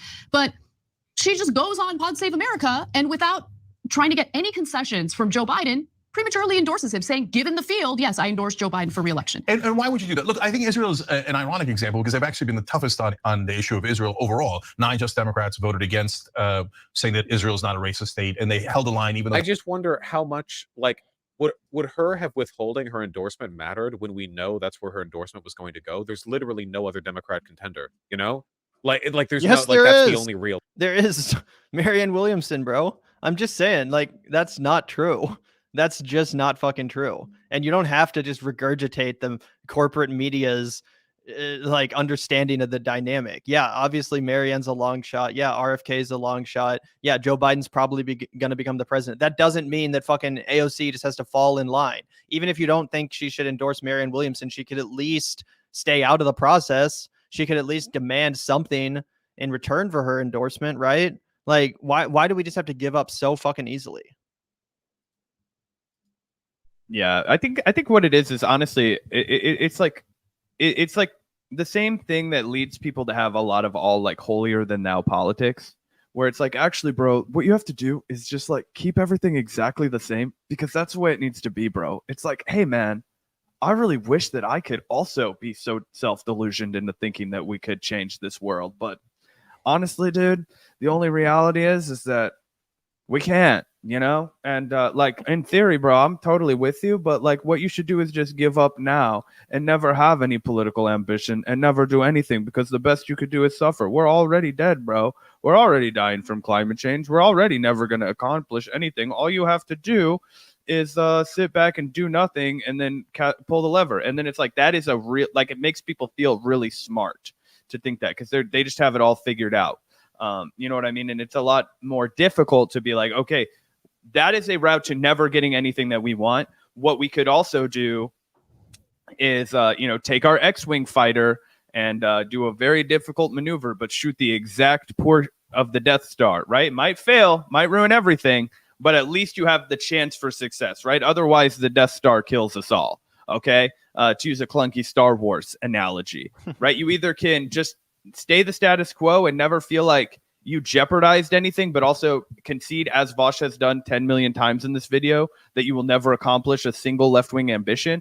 And if that's your prerogative, that's fine, but don't call yourself a leftist. You are a liberal.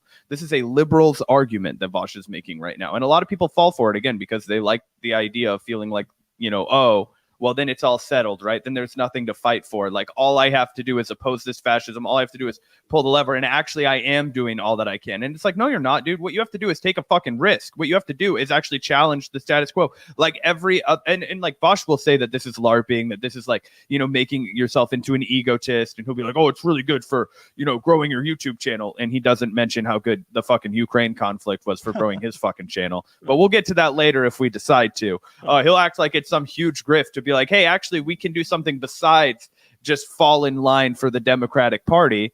And all the while, he's telling you that we just need to suck it up. 60,000 people a year. Yeah, they're cooked. Yeah. You know what I'm saying? Exactly. And again, it's like, some people would be like, why are you so upset about the Justice Democrats and AOC doing what every other Democrat in Congress also did, endorse Joe Biden, failed to push back. The reason why people get upset about this is because AOC and the rest of the Justice Democrats, they promised to be different, right? If they just ran as corporate Democrats, as mainstream establishment Democrats, no one would be expecting them to do anything other than what they're doing, right? So, Tyler, when you say things like this, I do agree that she gave in way too easily, but to get irrationally angry about it is just stupid. Yeah, some people take it too far and they spend their entire YouTube career just shitting on the squad members and progressives. And yeah, can you cross a line and go too far down that road? For sure. That does happen. We've seen that before. But if you want to know why people get mad at the squad and why they're pissed off about the fact that they're not doing the things we want them to do, it's because we were lied to, Tyler. And as Cenk just said on the show, they had to raise millions of dollars, not from corporations, but from their own audience to start Justice Democrats and to elect these Congress people, not to fucking endorse Joe Biden, not to go along to get along and to fold immediately as soon as they get into fucking Washington, D.C., but no, to actually fight back, to actually aggressively be that left flank that we need them to.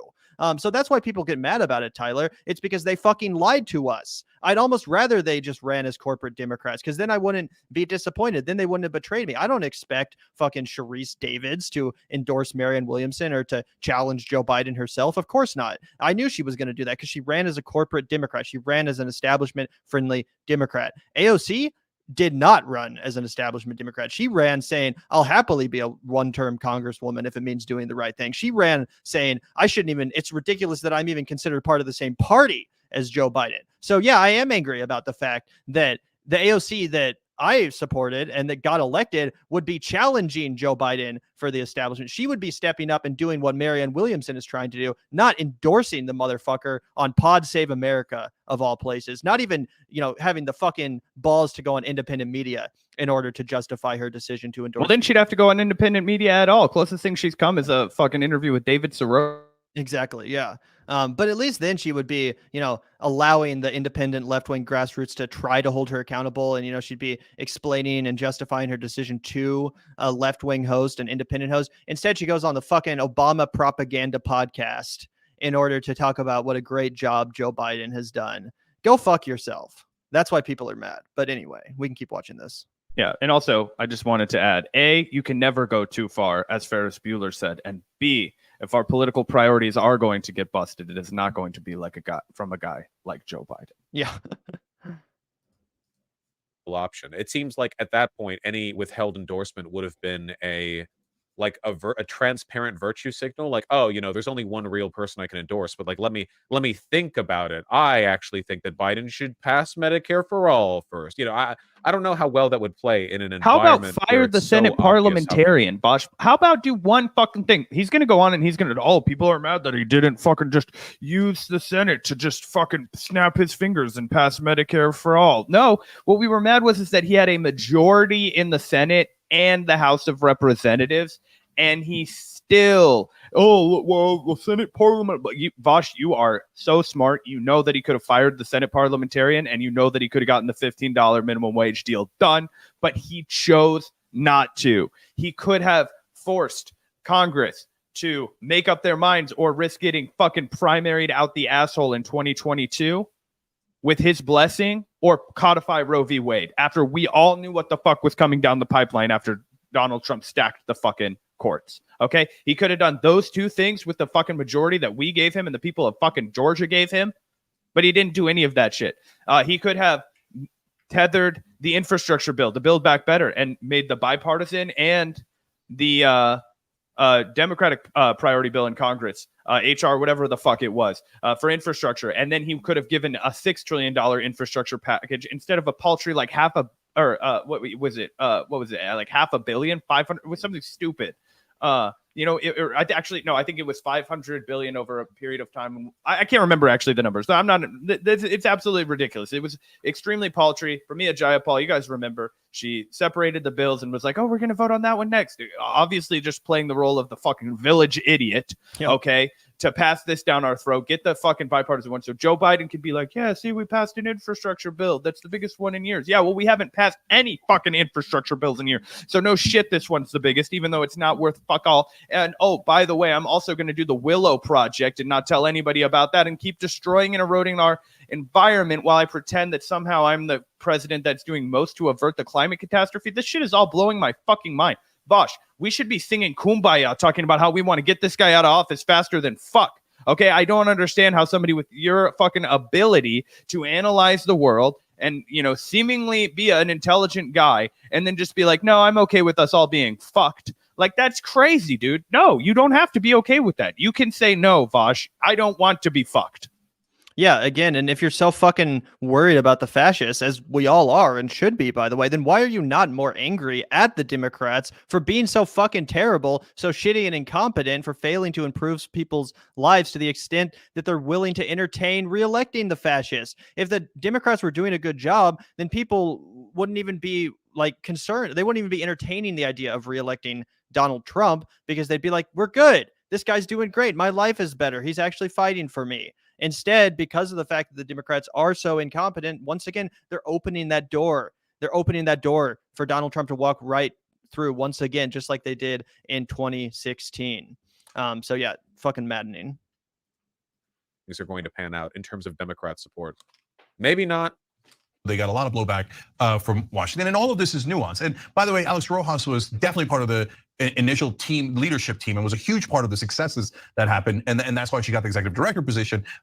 Corbin Trent was an incredible part of the organization originally, et cetera. And they've done great work. Just Democrats have done great work overall. There's 11 Just Democrats in Congress when nobody thought that that was possible. Now, having said that, look, on economic issues. Why not endorse Marianne? Because Marianne isn't even trying to get ballot access. Like, Marianne is doing some advocacy work, but like, this isn't a real contender for the presidency. I think endorsing Marianne would have been irresponsible, not only because you don't want to endorse somebody who has no chance of winning at all, because that makes you look like a bad decision maker, but it also would have been kind of an insult to Joe Biden to go like, oh, you know, Joe Biden will obviously win the primary because there is no how sad. primary, but like, yeah, I'll toss my endorsement over to somebody with no chance because I'm that disgusted with Joe. And while that may seem like it's playing hardball politics, it also alienates AOC from people who are really invested in Joe Biden winning. No, it is. It's like an unwinnable game, funny rhetorician. Like, but I see both sides of this because I'm a big brain enlightened centrist, like I always have been. Tim Cool. Honestly, that's the only. I think that Vaush unironically just described his politics right there. I really do think that Vaush would be better, you know, self-described as an enlightened centrist, because he would, to his credit, doing a far better job of, I think, actually living up to, like, it's, guys like Sitch and Adam will call themselves centrist, but like, if you 99% of their content is just like, oh, look at this fucking anti-trans thing that I want to, you know, tell everybody about, and just like it always, or here's this like angry black woman, like take your pick, like, you know, it's a right wing fucking deal. But whereas Vaush, I think that he actually does kind of fall down the line of like what a regular global centrist would kind of, you know, understand politics to be. I don't even get Vaush sometimes, because he talks about the threat of fascism, and he's obviously like super worried about the right wing's attack on trans people and LGBT people, as are we, of course. Like, obviously that's something we spend a lot of time talking about, and we defend the LGBT community from these attacks relentlessly. But to have all of that energy and to go that hard for the LGBT community, but then to seemingly have none of that energy for the uninsured, for the tens of thousands of people that die every year because of a lack of health insurance. Like, again, I'm not saying you should care more about one than the other, but shouldn't you have at least an equal amount of energy for both? Because, like, I mean, as bad as what's happening on the front of LGBT people, like as bad as the right wing assault on that is, it's not like you can point to literally like 60,000 people a year that are dying as a direct result of a policy that should and could be changed. I think if there was such a policy that was resulting in the death of like 60,000 trans people a year, that you could unequivocally trace back to this one policy, I think Vaush would agree that we need to fight to change that policy. I think he would agree that we need to, you know, like have a lot of momentum and build a movement around changing that policy. But it just seems like he has so much more energy for one than the other. And I don't understand that, because to me, as a leftist, they're both equally worth fighting for. Attacks on human rights in general are all worth fighting back against, all worth resisting. And none of them deserve to just be tabled while we wait for the perfect political conditions to arise in which to execute our plan. I just don't get that. There we go. They just didn't fight. And so I don't think it's speculation at all. I think it's stone cold fact to say that you're getting less grassroots funding because you didn't deliver. And that breaks my heart because we started Just Democrats together. And I want to come out here and tell you we did deliver and we did awesome. And we did exactly what we were supposed to do. It's not we anymore. I'm not part of the group anymore. But you remember when I left the group, I backed him 100% anyway. Sorry. Well, I have a pledge that I would like to make to all of you. So long as I am in control of this channel, I will never, ever wear a hat. What's with the hat? I'm Tim Cool. Anyway, right? Eyes on the prize. How many times you guys hear me say eyes on the prize? But when we had the prize and something like $15 minimum wage, I know for a fact that they chose not to fight. And they said, oh, Bernie Sanders doesn't want to fight. The legislators in the House don't want to fight. Well, who cares? Push them to fight. That's the whole point of Justice Democrats. The Justice Dems have terrible foreign policy. Yeah, I remember this. AOC and Marjorie Taylor Greene joined forces to back doomed Gate Syria troop bill.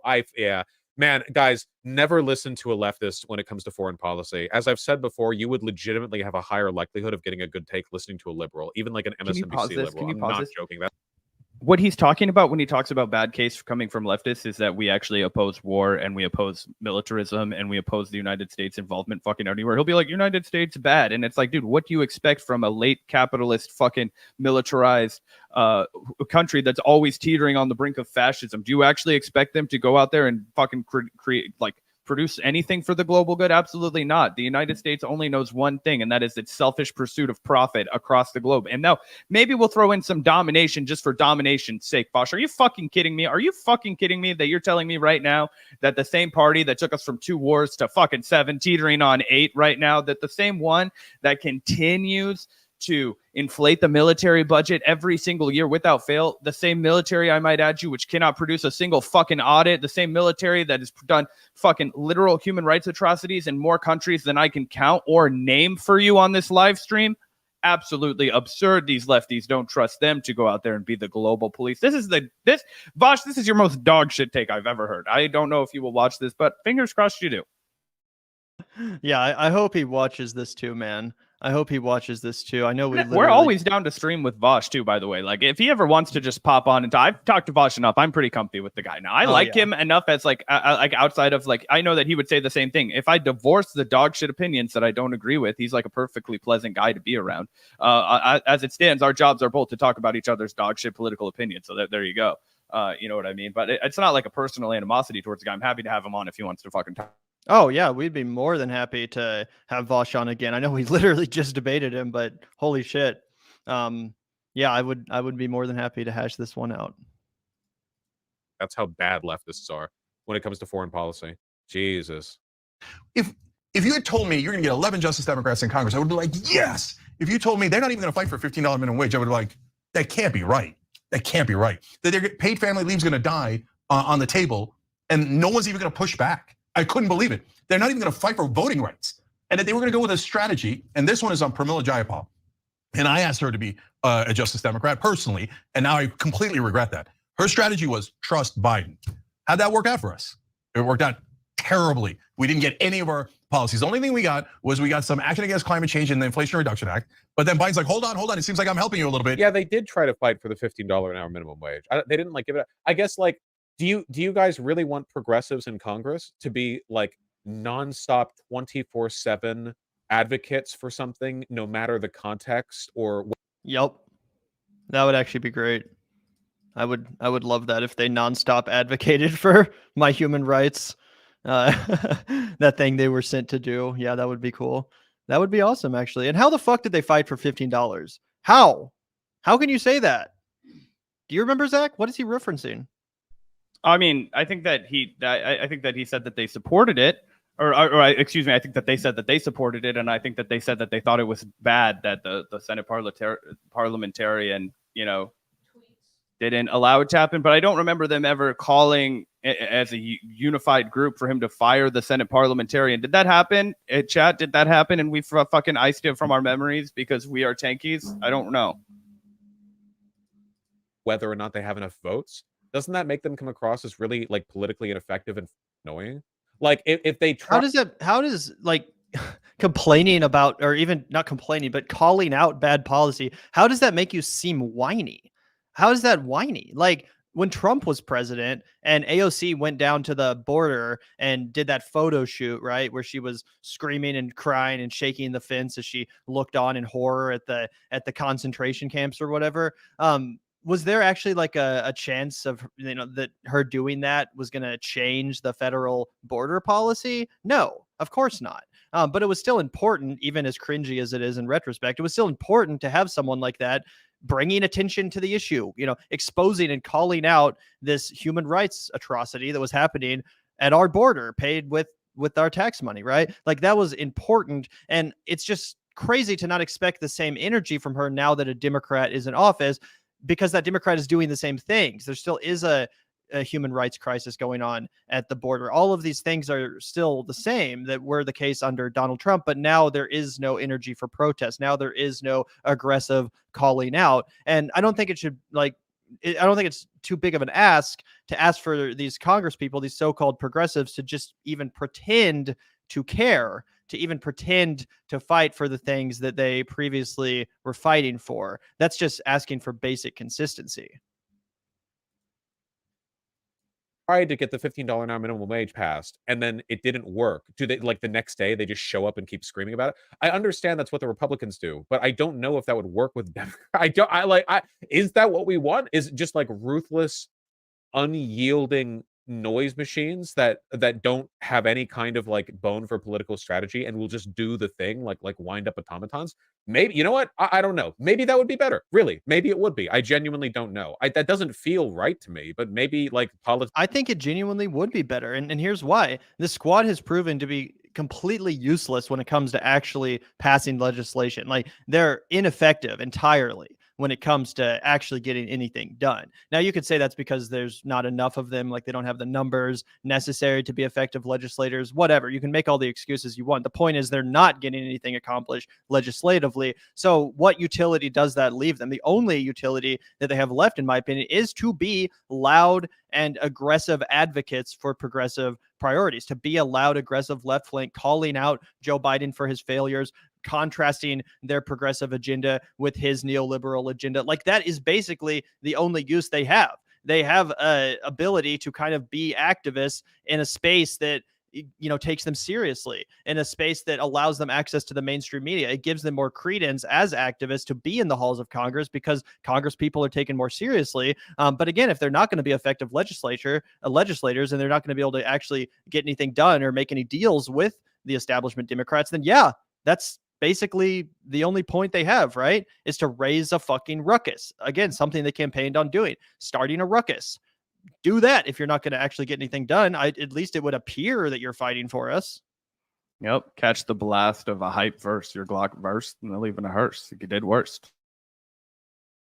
Is that stupid? Psych. Instead, what I'm going to do is totally neutralize that by allowing drilling everywhere, including the Willow Project in Alaska. I'm going to give Joe Manchin a pipeline, even though he destroyed 85% of my agenda. I'm going to gratuitously have more and more drilling. So that turns into a zero, and you didn't get anything else. And then you wonder why your funding dried up. Like they have these total excuses. And I got to say, I talked to Danny Morales who did that piece, and I just thought at the end that the piece seemed to emphasize, oh, well, golly gee, the grassroots funding is drying up for everyone. It's not their fault. Well, why do you think grassroots is drying up? Because there's no hope left. Because we can't even get the bare minimum passed. We can't even get them to fight for the bare minimum. Don't pretend that $15 minimum wage was not the bare minimum. That voting rights was not the bare minimum. No progressive in their right mind can pretend that. And don't pretend you fought for it. You're on the record. You did nothing to fight back. This part right here is just stupid. This is empty posturing. Different people in the Justice Dems, the Democrats, have at varying points fought for these. The most base thing Cenk has said in years. I know. Cenk finally gets unrolled. This is why the left can't have nice things. Whenever Cenk does a good one, you have to at least give the guy his credit, right? This is actually 100% smart of him. And also, by the way, this is going to come up. We just mentioned the Joe Manchin pipeline. Like I remember, let me see. I got to get to the super chat while it's fresh on my mind. Yes. Manchin is pro-life and would have voted against codifying Roe. No, Manchin is pro-profit and pro-capitalism. And if you would have said, we're going to nuke your entire agenda in your home state, and you're not going to get that pipeline. And also, we're going to start doing some more digging into your tax filings and some of the shady, like self-serving things you've been up to over there. Yeah, why don't we just appoint some people to do some looking into that? Do you guys not know how politics works from the other side? Do you know why AOC fell in line? Because they were going to fucking try and ruin her in broad daylight if she didn't. Remember what they did to Madison Cawthorn? Literally. And now, the dick sucking orgy, bro. And that guy was in a wheelchair. They will not fucking, like, they know no shame. All right. They wouldn't even let him have that one. They were like, nope, you got one term in office. You know what? Roll on home, kid. I mean, I'm just saying, right? We had an effective GOP majority in the Senate. Dude, that is the bullshit that they're trying to sell you. Mike H., a fucking month before, you would have been telling everybody that it was so important that everybody in Georgia get out and vote, right? Why? If it wasn't going to swing the election, why was it so important, right? If it wasn't going to, swing the election, swing the majority, with that election, right? Why was it important then, huh? Why was the runoff important? Oh, it was important because they were still trying to tell you that they were going to do shit with it. And then when they fucked you in broad daylight, you want to turn around and make excuses and say that it was actually all Joe Manchin's fault. I remember when it was Joe Lieberman's fault. Okay. It's called the rotating villain strategy. We gave a lot of lectures on that on the podcast. So anyway, I'm just like, Mike H., don't get the Stockholm syndrome. Don't let Vaush infect you with that. Your oppressors are not your saviors. Yep. Things to varying extents. This is just like preachy, screamy, how dare you bullshit. How is like getting mad at politicians for failing to do the things they promised to do? How is that just preachy, whiny virtue signaling? Like, isn't that just the bare minimum engagement in a democracy? Like, hey, I fundraised for and voted for this politician hoping they would do this thing they were saying they would do. They got into office, betrayed me, sold out, and completely failed to do the things they promised. Now I'm a little bit mad and I'm going to call them out because my job is literally to comment on politics. Like, how is that preaching? How is that whining? How is that virtue signaling? That's just like an honest analysis of what has happened. Yeah, these people, we hope they were going to do this thing and then they didn't. So now we're disappointed. That's just political comment. That's just analysis. What the fuck? I don't know. I just feel that just based on what we can see publicly, there's a lack of strategy and a lack of, it seems like they don't really talk to one another or plan on what their plan of attack is, right? And in fact, there was an aide who spoke to it's explicitly true. They say we all vote alone about this, and this is what they said. So this is a progressive senior House aide. We have huge champions like Bernie Sanders, AOC, Ilhan Omar, who are able to be successful political fundraisers, but movement-wise, we're not in a great place right now. And one House aide conceded that Justice Democrats aligned incumbents lacked cohesiveness and did not have regular group meetings with Justice Democrats. Other than some Israel bills, we never talked about legislation. There's a perspective that people with Justice Democrats win their race and come to Congress and do their own thing. That's not a if that's the case, if that's an accurate reflection of their like internal strategy, that's really dumb. Perception. That's a stone cold fact. Yeah. That is absolute reality. Oh my God. You guys have Oh heard my God, Vaush. Oh my God. You do not do your homework all on purpose. We all vote alone. I'm going to pull up this article. He's like, oh, if that's the case, then that is bad strategy. Let me pull up this article. I'm typing with one hand because I'm holding my microphone because the stand broke. I need to find it. Fuck, I can't find it right now. There's literally a clip, like I think it was Cori Bush. I think it was Corey, or it was Ayanna Pressley. It was a member of the squad. Cori Bush said, as my sister Ayanna Pressley likes to say, we all vote alone. So at the end of the day, like, you have your own district to represent. You got to, vote based on your own constituency or something like that. But yeah, it was Cori Bush reiterating what Ayanna Pressley had said. And this was a story from like 2021. I remember we covered it on the Vanguard at the time. Nothing? You're muted. Give me 1 second while we play this. I'm going to set this mic down instead of balancing it between my legs and then type, and I will find this fucking article for Vaush to be like, it's been years since we knew about this. I know it exists because I made a fucking video being like, see guys, it's all over. At least Vaush is recognizing now, after he just ran cover for them for the last, how far into the 18 minutes and 51 seconds, that he's like, oh, wait, actually, they have no strategy. Yeah, that is a problem. Well, thank you for joining the fucking program, Vaush. To before. I don't reveal private conversations, but I tell you generally, So what do you think the best time to fight against corporate Dems is? I don't like that question because a lot of people don't seem to understand the like materialist side of political shifts. You know what I mean?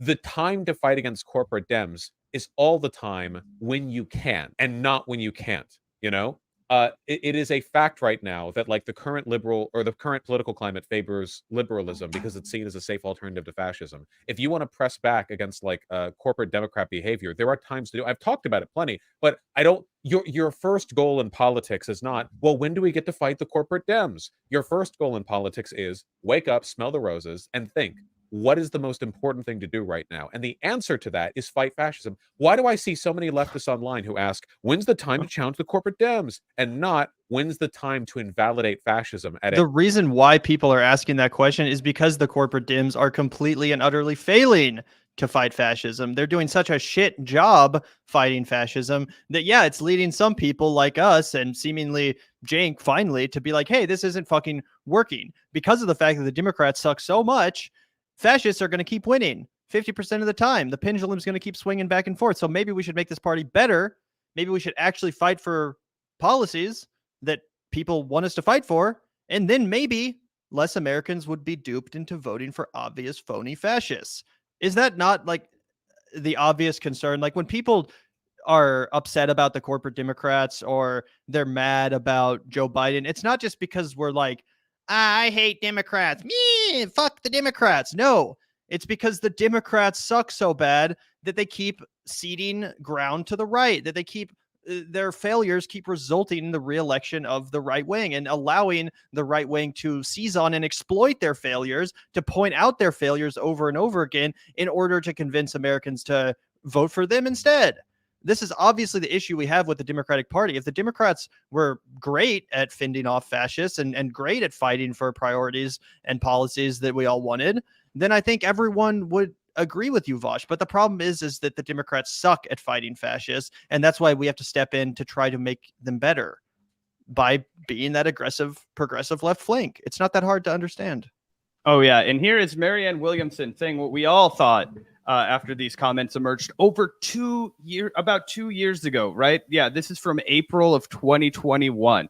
So over 2 years ago, we can play this clip and then Senate. Cori Bush asked what's stopping the squad from forcing the vote on their progressive priorities. And then she says, I don't get the you vote alone comment. They're not willing to vote as a block and exert the power that comes from that question mark. That was what the whole reveal was. We don't have to watch the clip. But anyway, long story short, we're not making this shit up. We've known for a long time that there was no cohesive mission from the squad and that the squad was just branding. It was just an exercise in how they could collectively get reelected with the veneer of progressivism. Yep. And I remember when that story broke, we covered it on the Vanguard. Cenk and Anna covered it on TYT. I remember everyone was pissed off because it was like, why are we even calling you guys the squad if you don't vote as a squad? If you all vote alone and you're not even like collaborating on how to further the agenda of the progressive movement, then what the fuck is the point of calling you a squad? You're just, 4 or 6 or 8 or whatever disparate Congress people that happen to agree on a few things, but that's not a squad. That's not a left flank as it was originally envisioned at all. So yeah, Vaush clearly is a little bit behind or forgot about that.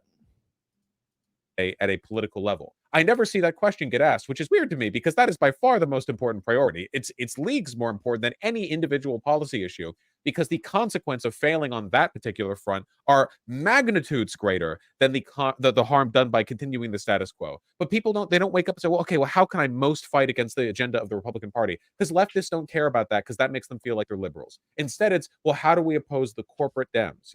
Well, here's step one. Make the average Democrat voter not so insanely terrified of fascism that they're willing to accept risky alternatives or what they perceive to be risky alternatives to liberalism. How did that work out for Hillary, Vaush? How did it work out for Hillary? How did it work out for Hillary? How did it work out for Hillary, Vaush? Hey, Vaush, how did that work out for Hillary? Hey, do you remember Hillary Clinton? Hey, Vaush, how did that work out for her? She was the literal queen liberal, and she was going up against the textbook definition of fascism. How did it work out for her, Vaush? This wasn't that long ago, Vaush. I know your memory is not that bad. Yep. Movement, then what you need is stability. And in order to get that, you have to push back against the fascism. That, I think, is the most important thing to focus on. I was shocked to find out there's no strategy, no planning, no leadership on anything. And that's not just Justice Democrats. That's also other so-called progressives in Congress. Yes, that includes Bernie Sanders, Elizabeth Warren. Nobody ever talks to anybody. They don't coordinate. How the hell are you gonna pass something if you don't go and talk to people and you don't have to come up with a plan, a strategy? Look, and then if somebody proposes a strategy from the outside, everybody's too good now. Oh, I am a congressperson. Oh, I am a senator. Who cares? What have you done? What have you done? Now, of course, we do have to, bring up the fact that when people were advocating for the squad members to force the vote, which was kind of an outsider strategy, and people trying to put pressure on progressives and say like, hey, this would be a perfect opportunity for you to use a little bit of leverage and actually cause that ruckus that you promised to cause. And at the time, Cenk was totally poo-pooing that idea. He was defending the squad members and their refusal to engage with that strategy at all. So to be honest, yeah, it is important to bring up Cenk's blatant hypocrisy in that regard. But that being said, I'm glad that he finally came around, right? I do think that we have to take yes for an answer, and I'm not interested in just refusing to acknowledge the validity of his point just because he was at one point a little bit hypocritical. I think he's 100% correct here, despite the fact that he was on a different page a couple years ago. Oh yeah, it's how we could still criticize Vaush when Vaush is wrong about this, and then turn around and criticize TYT when they're wrong about, trans rights or something that Vaush would, be correct about and they would be wrong about. Totally. So I don't know what he's referring to here. I have never seen AOC go, oh, I'm a congresswoman. I don't know it. I might be right about this. A lot of new progressives like Maxwell Frost are supporting Israel. I did see the Maxwell Frost vote on Israel, man. Gen Z progressive says he's pro-Israel and pro-Palestinian. What the? This was old. This is from 2022. It really just feels like if you want to succeed in American politics, you can't be anti-Israel, because if you are, people say it's like, oh, it's the Jews, oh, it's AIPAC. No, it's not. It's the cynical Democrats and Republicans in power who will disingenuously accuse you of anti-Semitism in order to politically handicap you. It's the same thing that happened to Corbyn, right? Corbyn got accused of being anti-Semitic, and that ended up like frying him electorally. But it wasn't Jews doing it. It was people it was Gentiles in his own party who were deliberately inflaming those accusations to fuck over Corbyn because they didn't like him. So it's not like, as always, the Jews aren't behind it. They're just a scapegoat. Except in this case, they're being used disingenuously as a scapegoat from the other side, like, oh, how dare you be anti-Semitic by being anti-Israel? And this is being said by like a GOP congressperson whose staff is filled with Nazis, and the Nazis will repeat it too. Something, and guys, we're dying for leadership.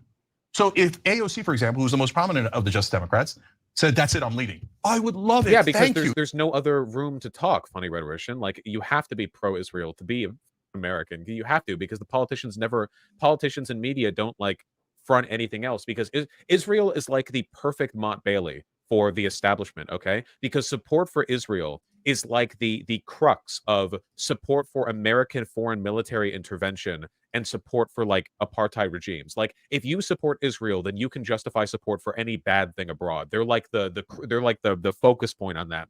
But whenever a person like challenges what's happening in Israel, you get to accuse them of being an anti-Semite, which is still, at least nominally, not a good thing to be in American politics, in spite of the fact that the GOP is filled with Nazis. So like it's like, oh man, you want to like roll back our support of an apartheid regime?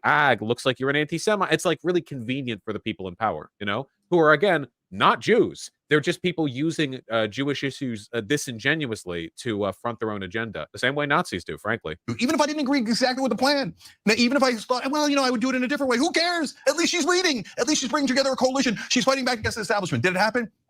It's a verifiable fact that it didn't happen. And so it breaks my heart to tell you that, but that's the situation we're in. I hope that some of this gets through and they begin to realize that they've let the grassroots down. You can't say, I also regret to inform you, you can't, quote, destroy the establishment from within when there are like 10 Justice Democrats and hundreds of Democrat congressmen. Oh, I let you down, I didn't get you anything you wanted, but give me money. But give me money anyway. That is not a compelling argument. But my guess is they won't listen to anybody. They have Washingtonitis. All of them do. All the reporters do. All the groups do. The legislators do. What is that? They think that Joe Biden actually got a lot done. They're so happy and proud of themselves. They're like, what do you mean? We got a little bit of climate change in there. Yeah, and people are still complaining. Look, guys, in Washington, he's coming across kind of hysterical here. I feel like there's a good point underlying this, but he's like freaking out. You cannot make all of your policy goals happen when you're like a dozen Congress people and you have a whole Senate And then there's all of the rest of Congress. Like, yeah, he's too wound up. Oh my God, that's such a straw man. No one's saying, why haven't the squad members passed universal healthcare? Why haven't they single-handedly accomplished all of our priorities as a progressive movement? Obviously, no one's saying there. What Cenk is saying, and the frustration that he's giving voice to, is that they're not even fighting. They're not even pretending to care anymore. Obviously, no one expects AOC to single-handedly get us universal healthcare, but it'd be nice if she at least called out Joe Biden for not talking about the public option like he campaigned on. It'd be nice if she at least called out Joe Biden on refusing to do the things that he could do with the stroke of a pen, like reclassify cannabis and legalize it effectively and free nonviolent drug offenders. Like, these are things that he could do easily that he's not doing. And we're mad because the squad's not fighting back. We're mad because they're not even calling him out. We're not mad because they're not single-handedly bringing on the revolution and giving us everything that we ever wanted. Obviously not. And that's a ridiculous straw man. Yeah, and also the other thing, before I ran to the bathroom, he was making the point that, there are only 10 squad members and there are hundreds of other people in Congress. Vaush, I want to explain to you that when votes are cast, it is not with hundreds of votes in between. Typically, it'll come down to maybe a dozen votes, maybe 20 votes, right? Depending on the issue. And if you can take away those last 12 votes when they have or in this case, in the Senate, it's like a literal 1 or 2 vote margin, right? If you band together in the House, it's usually, 15, whatever, right? A much more reasonable number. And the whole idea was they would vote as a block. And in order to get that block, which you desire the votes of, then you would make concessions to that block. And that's how politics are supposed to work in a representative democracy governance. But alas. Yeah, it's crazy how Vaush is like intentionally refusing to grapple with the points that are being made and with the criticisms of the squad members and the progressive movement in general. It's honestly really frustrating. Guess we can watch a little bit more of this. Yeah. Right now. All right. Like, oh man, we got a dozen progressive Congress people and they didn't get everything we wanted done. God. Oh, that's why you're not getting funded. That's not how it works. Like, Jesus Christ.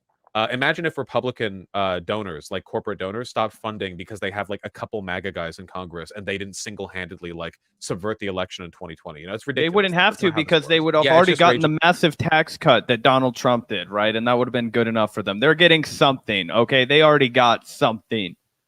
We've gotten nothing but a fucking finger wag and and spit in the face, right? And then what are we supposed to do? Turn around and let it go again? They'll be like, yes, what are you talking about? Of course you got to vote for Joe Biden. What? No. Against the system shit. This is like phony populism. Populism without an understanding of how populism functions. Where are these chips on their shoulders they have coming from? Well, this like fake populist outrage is necessary because they're shifting away from the left. So they're trying to pull over people whose main political bent is being, quote, anti-establishment rather than people being like principally left-leaning. Though UIT's brand has always been like we're the aggressive anti-establishment left flank. Like that's not like some new pivot. This is actually, if anything, kind of a glorious return to form for TYT. Seeing this energy on display, seeing them loudly and aggressively call out the progressive politicians that sold us out. That's like what made TYT popular in the first place. And by the way, calling out politicians is not some faux populist charade. That's like, again, just part of participating in democracy. When you cast a vote for someone or support someone that then fails to do the things they promised to do and fails to fight for the things they promised to fight for, and then you call them out and, maybe stop supporting them as a result of their failures and as a result of their lies, that's not faux populism. That's not virtue signaling. That's just basic participation in democracy, demanding that what you asked for gets accomplished in order for you to keep voting for that politician. And in the case of AOC and the squad, no, we're not asking that they literally pass Medicare for all. We're asking that they fight back. We're asking that they resist. We're asking that they call out the Democratic establishment for their failures, and they've refused to do any of that. And that's why people are mad. And again, I shouldn't have to explain that. That's pretty obvious. I mean, it's the same reason why so many people called out Obama after Obama campaigned on all of these great progressive priorities. He talked about ending the wars. And then, I remember like my mom was super excited when Obama got elected because he said he was going to like take the troops out of Iraq and Afghanistan and stuff. And then I remember a couple of years into Obama's presidency, my mom was like kind of upset. And I was like, what's wrong? She was like, well, Obama just increased the troops in Afghanistan. Yeah, he did a surge. A surge, right? And she was like, this is something he campaigned. Also, shout out to the fact that Gavin and I never paid attention to politics before 2016. Yeah, exactly. But yeah, I was like, wait, seriously? He didn't do the thing he promised to do. He said he was going to take the troops out. Now he's adding more troops. That's crazy. Does that make people who were mad at Obama faux populist virtue signalers who were just whining when they were upset about the fact that he did the opposite of what he said he was going to do? No, that's like just basic democracy. Yeah, I voted for this guy because he said he was going to do this thing and then he did the opposite. Now I'm upset. That's the same reason people are upset at the squad members. They said they were going to fight for us. They said they were going to seriously resist and call out the Democratic establishment. Now they're doing the opposite. Now they're defending the establishment. They're telling people to vote for Joe Biden and giving him an A+ grade for no reason whatsoever. That's why people are mad. And again, it's pretty obvious. Yeah, 100%.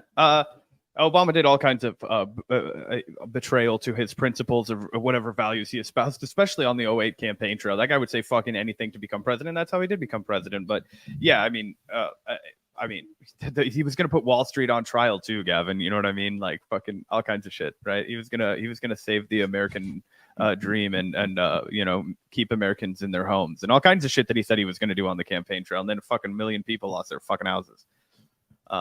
So yeah. Yep. Anyway, I think we've basically got the point from Vaush. I don't know how many times we can, make the same arguments over and over again, responding to that.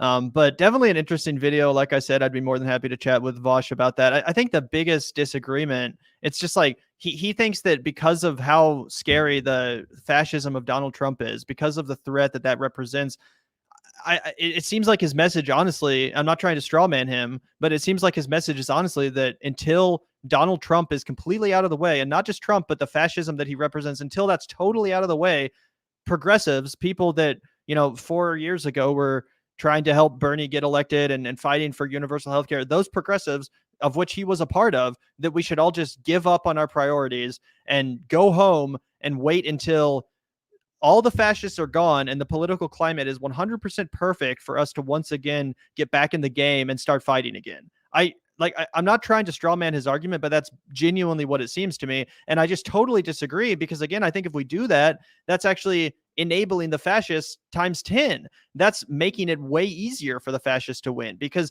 if they don't have to contrast themselves with a serious populist movement, then of course they're going to win. If all they have to contrast themselves with is a neoliberal movement, if all they have to contrast themselves with is Hillary Clinton and Joe Biden, then of course they're going to win.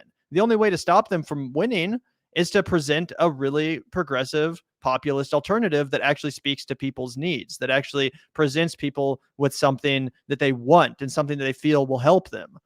That's the only way we're going to stop the fascists. And again, that just seems obvious to me. To beat the fascists, we have to present an alternative that people are excited about, that people are enthusiastic and optimistic about.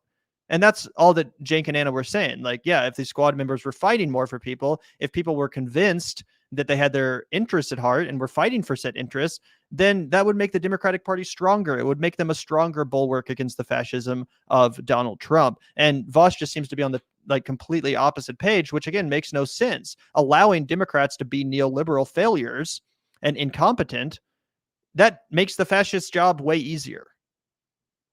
And again, I always go back to Hillary Clinton right there. If she had been a more competent candidate, do you really think that Donald Trump would have been able to beat her? No, but because she was loathed, because she had no base, because she had done so many bad things over the course of her career, she had just a horrible reputation, and when everybody was gaslit into thinking that she was actually some sort of master statesman and a hero and a champion of women's rights and all kinds of stuff. This lady opposed gay marriage until fucking 2008 or some shit. You know what I mean? She was crazy. She was not a good candidate at all, and that's what created the perfect storm for a guy like Donald Trump. And as you said, Gavin, it's just going to continue to create more and more opportunity for more and more nefarious people, because it'll be easier, because it was so easy for Donald Trump to rip Hillary Clinton to shreds, because they were trying to portray her as something that she was not. It's exactly what they're trying to do with Joe Biden again. They're going to go up there and try and portray him as somebody he's not. And it's going to be very easy for people, Donald Trump and commentators alike to be like, hey, man, the emperor has no clothes. Why would they be lying to you about this guy unless they were super afraid of this guy? And then, oh, man, they're shaking in their shit, bro.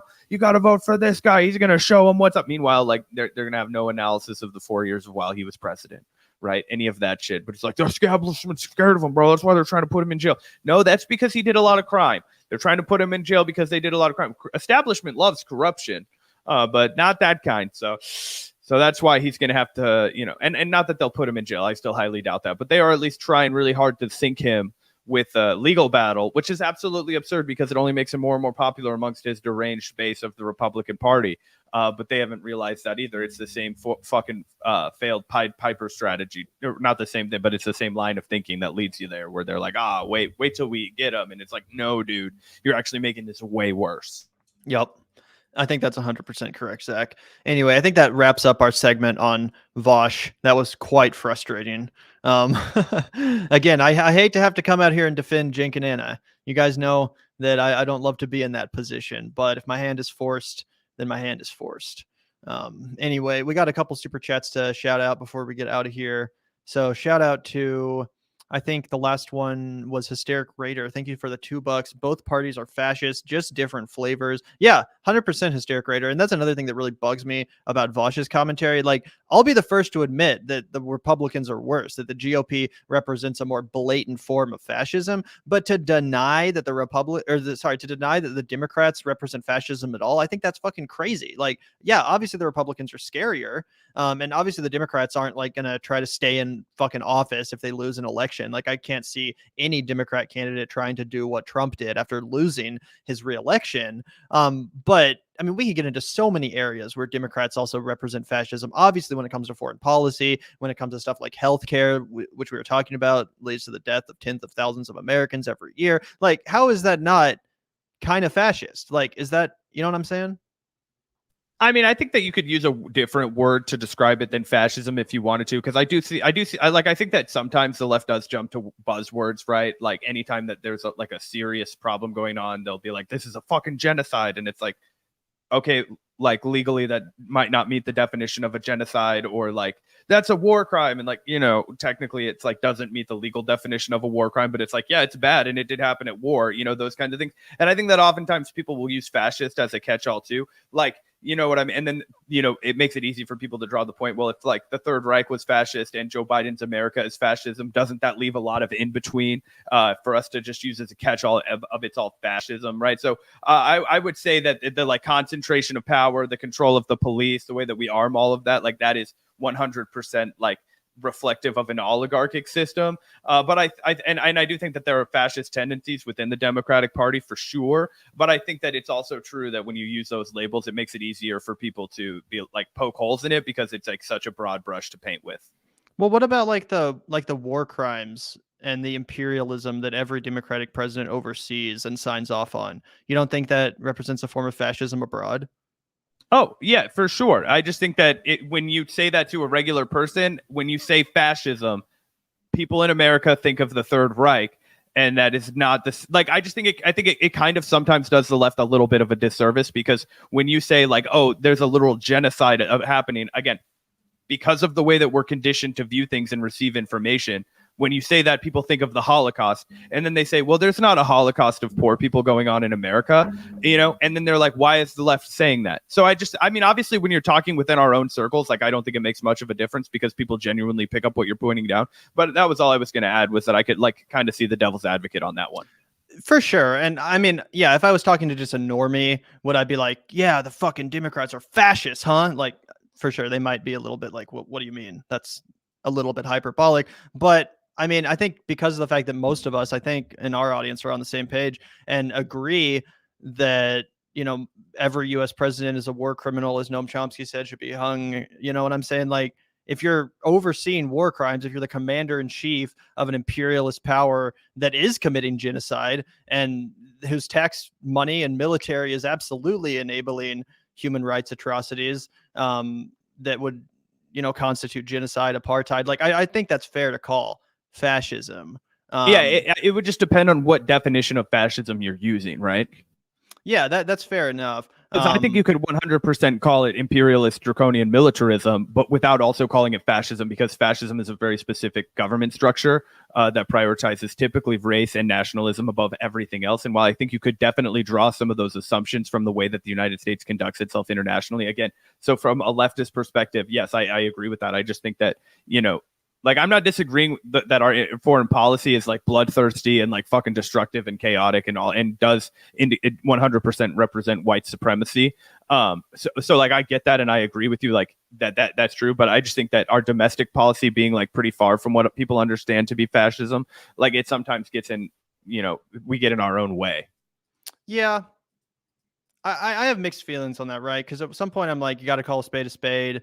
If someone's overseen genocide, then kind of fits the bill as a fascist. But I see what you're saying. I do see what you're saying. And it's an interesting conversation. Because it's like, yeah, we like profit off of the genocide in Yemen, but the United States government isn't doing that genocide in Yemen. If we stopped selling them those weapons, they would still be able to source it from somewhere else and then perpetuate that genocide. Yeah. Do you know what I'm saying? Like, it makes us wrong, because you should never play a role in profiting off of the fucking mass slaughter of innocent civilians. But you know what I'm saying? Like, but I would say that we're more interested in the pursuit of profit than we are like in any sort of like virtuistic, like ethnic cleansing campaign, right? We're always the guys that are there just willing to sell to the warlords and the fucking crazy people. Yeah. I mean, I think you could also you could also maybe say that's just in the pursuit of profit. You could bring up the example of how we're like starving Afghanistan, which is leading to the deaths of like tens, if not hundreds of thousands of people. I'm not sure to what extent that's for the pursuit of profit, or if it's just because Biden doesn't want the Republican opponent of his to say, look at Biden, he's giving money to the Taliban. In reality, he would just be giving them their own money back, which would potentially end the famine and death of all of those people. So again, it's kind of like, parsing out. But it is about money, like, because it's about how we have like, billions and billions and billions of their money. Right, but it's their money, and the reason why Joe Biden's not giving it to them is because he doesn't want the Republicans to paint him as a pro-Taliban president. So yeah, it's kind of about money, but it's also kind of like, I don't want my image to be affected, and I want my re-election chances to be secured. And again, if you're just parsing out intentions, like ultimately, if it's because of profit, if it's because of nationalism, like, yeah, I understand, like technically there's a definitional difference, but at the same time, right. Yeah, no, I agree. It's at the end of the day, it's like it's marginal differences, but that's all I was playing devil's advocate. For sure. Anyway, thank you so much, Hysteric Raider. Really appreciate that. Thank you once again, Mama Molly, for the $5 super sticker. Really appreciate that, Mama Molly. And thank you. Do you have a response to that one? Oh no, I was just gonna say shout out to you, and thank you, Audie, for the $5. It's really hard to listen to Cenk for an extended period. He always prefaces everything by saying, I did X, or I accomplished X, or I predicted X. Yeah, that is definitely true about Cenk. The dude is for sure a narcissist. In the instance of Justice Democrats, he did literally start it. Like, he was one of the co-founders of it. So I guess in this story, maybe he has more of an excuse to talk about how he accomplished this or predicted that, because he was very integral to the founding and the idea of Justice Democrats. But yeah, I definitely agree with your point, Adi. Yeah, 100%. I sometimes he gets on a roll, and I do see the old Cenk where I'm like, wow, this guy, he's a firecracker. He's really got it going. But other times, you're right, and I think that's for some people, like the sheer amount of like nauseating arguments that he has made makes it, difficult for even when he is, technically putting his best foot forward to get through what he says, because you're too busy thinking about, how this is a little bit different from how it was, maybe just a few weeks ago on the Young Turks. But anyway, I really appreciate you, Adi. Yeah, thank you so much for that, Adi. And thank you, Bright Berries, for the $2. Thoughts on the push for national popular vote? I've been advocating for that a long time, Bright Berries. I think it's ridiculous that after Hillary Clinton lost to Trump, even though she won the popular vote, if anything, that should have been the Democrats' time to double down on calling for the abolition of the Electoral College and a push for the national popular vote. And I know it's really hard to do, constitutional amendment, all that stuff, but still, it would have been a lot better use of their energy to talk about that rather than going down the Russiagate rabbit hole, talking about this ridiculous conspiracy, which was untrue, and which then is, went on to undermine the very legitimate legal cases that they're now trying to make against Donald Trump. So yeah, 100%. I think it's ridiculous. The Electoral College is like completely undemocratic. I think most people agree that it's stupid that we don't decide our president based on a popular vote. So it seems like it would be a pretty like obvious one to go after, but I know it's like easier said than done because of the nature of getting a constitutional amendment passed. That's not an easy thing to do. Yeah, but I think that this is one where you really have to just drive it home anyway, right? You have to talk about how we actually don't have real democracy, and we're trying to bring democracy to America. America loves to say that it's bringing democracy elsewhere. How about we bring it home first? I think that there's a lot of really good ways to make that argument. And, you compared the pursuit of Medicare for all to how the way we should approach Medicare for all to the Republican abortion issue. I think that this national popular vote might even be an easier feat than that, because you are going to naturally get the independents on board. You are on board. You might even get some Republicans on board because it's just the right thing to do. It's just being pro-democracy. In the age we're in, there's really no excuse. Guys, if you want to know why we had the Electoral College, it was because they were shit scared of voters back in the day, right? That's why you wouldn't even vote for your senators and shit. Like you would have like a local elected that person would vote for your shit. It was like the barriers between our democracy now and what it was when the country was founded. I mean, even now it would seem like far more democratic, which is still not enough, right? And Noam Chomsky always quotes the Federalist Papers, right, where he says that the primary purpose of the primary purpose of government is to protect the minority of the opulent from the minority. That's always been why America was structured the way that it was, right? Like what's crazy is that people always are like, oh, it was the taxes, the no taxation without representation. It was like, dog, the sugar tax wasn't impacting poor people the way they want you to fucking believe it was. It was impacting the hotshots that didn't want to pay their fucking taxes on massive scale. I mean, George Washington owned an estate that was like the size of Virginia or some stupid shit. I mean, it was absolutely massive. He was like the world's largest real estate agent, and then he became the fucking president of the United States. You guys not see how our money has always been where our mouth is, has always been where our government is, and that was by design.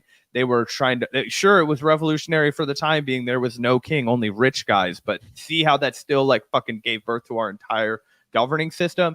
Now you could actually have a popular vote and be one step closer to a real democracy. And I will not hear any fucking arguments about why the people in North Dakota, when there's only like 80,000 of them there, need to have a bigger say than the people of California, or an equal say as the people of California, when there are fucking exponentially more people that live there. It's like, if you don't believe in one person, one vote, you don't believe in democracy. And if you don't believe in democracy, bro, we have to have a different conversation. Right, 100%. And it's not, I don't just want a national popular vote because I want more Democrats to win or more candidates I agree with to win. I want it because I actually do care about democracy. And even if you are a Republican living in fucking California, your vote should still matter. I think it's ridiculous that if you're a Republican living in California, it doesn't matter who you vote for president. Same thing if you're a Democrat living in Alabama. Like, it's just ridiculous, and it's robbing people of their ability to have any sort of democratic say in who our leader is if you happen to live in a state which has more people that disagree with you in it versus a state which is more mixed. Like, it just doesn't make any fucking sense at all. So yeah, anyway, shout out to you, Right Berries. Thank you so much for the $2. And thank you, Mama Molly. We can get 270 electoral college votes right now. There's currently enough bills in enough states to get 270 electoral votes go to the popular vote, all without a constitutional amendment. Interesting. I'd have to look more into that. Feel free to send us some articles or something, because I'm not familiar with that. So basically the legislation is to basically get the state to mandate that whoever wins the popular vote is the electoral college delegates for that state will go to that candidate, right? So even if in your state they got more votes and the electoral college would go to the other candidate if they win the national vote, basically as a way of saying, we don't believe in this system. We are going to, for the greater good, for the more, for the sake of electing a president who will represent us all. So I think that's the idea. And I actually like that idea. I think that it's kind of like walk and chew bubble gum kind of a thing. The same way that we talk about with the red berets all the time. Like I'm pro Medicare for all, but I'm also super pro, state by state, whatever, right? We need to get people this fucking healthcare. So yes, Totally. Mama Molly, I totally support those initiatives as well. Yeah, I actually have heard of that. I am aware of that, Mama Molly. So thank you for bringing that up. That's a great idea, 100%.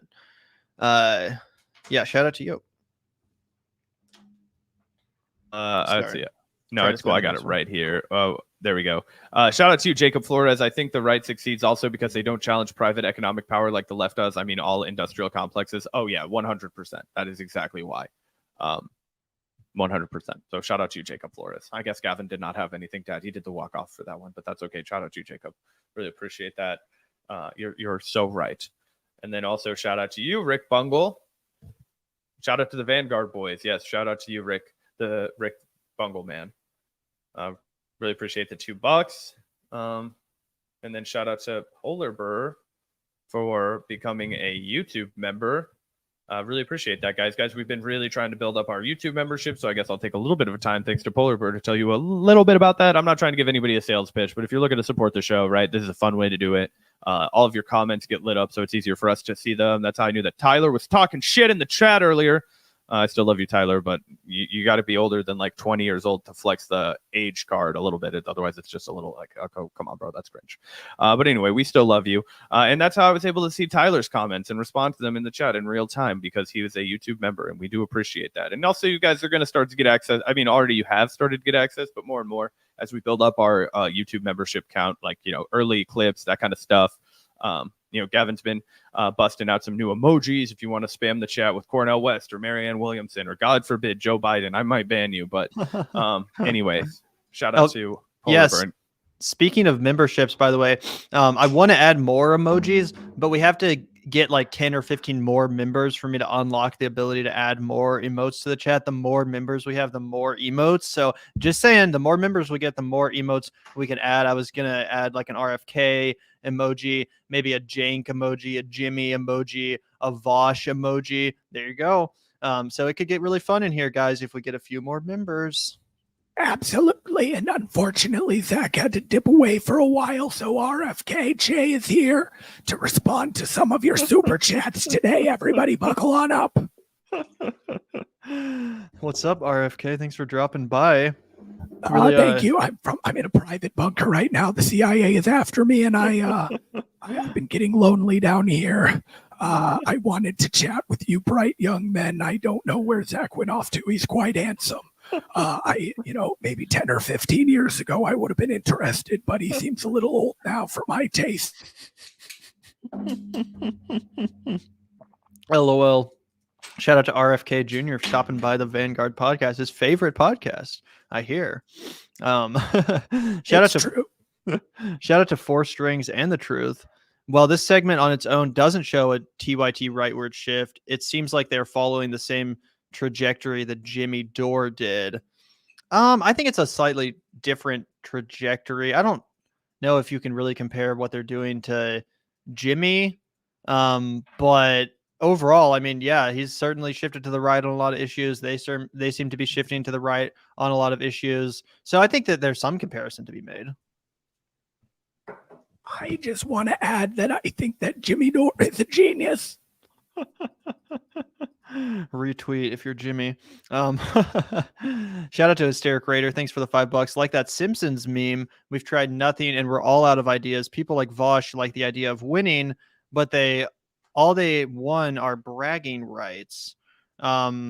Yeah, exactly. That's a great way to put it. We tried nothing and we're all out of ideas. They didn't even try to push back. They didn't even resist. As soon as Bernie Sanders lost the nomination to Joe Biden, they basically just used that as an excuse to give up, which is totally crazy. Because if you know anything about activism or being a leftist, you would know that even if the victory isn't like easily obtainable or right around the corner, you don't just stop fighting. Like that's kind of the definition of being a leftist, an acknowledgement that, yeah, all these fights we're going to engage in are going to be by their very nature uphill battles that we're likely to lose. Like that has to be the starting point. And it's not even pessimistic. It's just like acknowledging reality.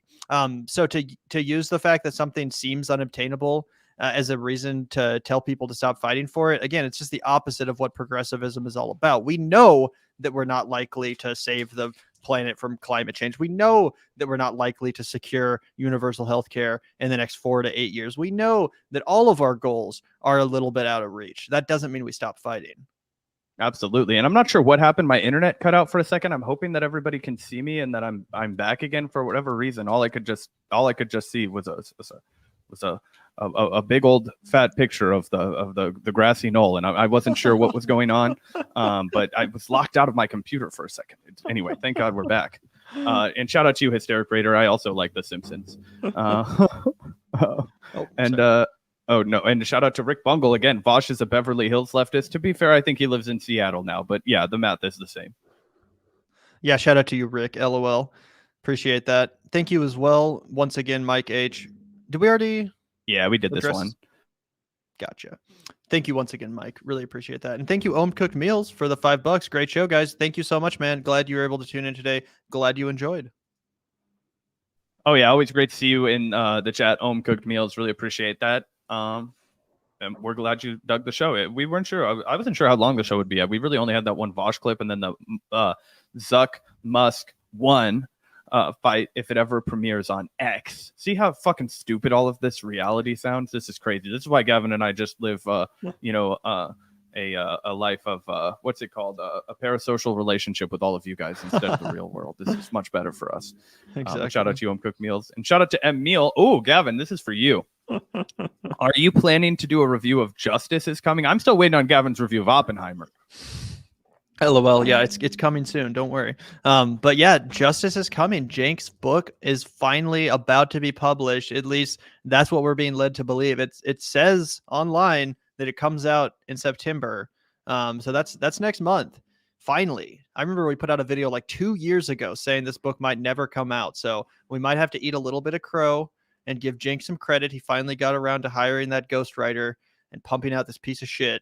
But yeah, if anyone's not familiar, Cenk's been teasing this book, Justice is Coming, for a long ass time. He's been telling people to pre-order it for literally like 3 or 4 years now. And then every time it's about to come out, he's like, actually, it's now been postponed another year and it'll come out this time in 2 or 3 years or whatever. It does look like it's finally actually about to come out, which is crazy. He was promoting it on the PBD show. And yeah, if we get our hands on a copy, Emil might have to take a look and do a little bit of a live on air read along, because it's been, this book is like a legend. It's like a Bigfoot, like a fucking cryptid, does it actually bring exist? back the Vanguard book club? Exactly. But anyway, shout out to you, Emil, and shout out to Brian Frederick. Brian Frederick's popularity is blowing up. We have Rick Bungle wanted everybody to know that he says hi to you, Brian. So shout out to Brian. Vaush constantly runs cover for politicians. Yeah, on the left he does. I think that Vaush genuinely believes that the Democrats are just the best thing for the country right now. I think that he really has like an Aaron Sorkin kind of view of politics in a way that I don't hold it.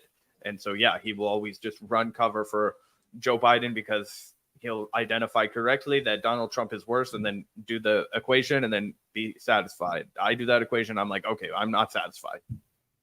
Right. 100%. Thank you so much, Brian. Really appreciate all the super chats today.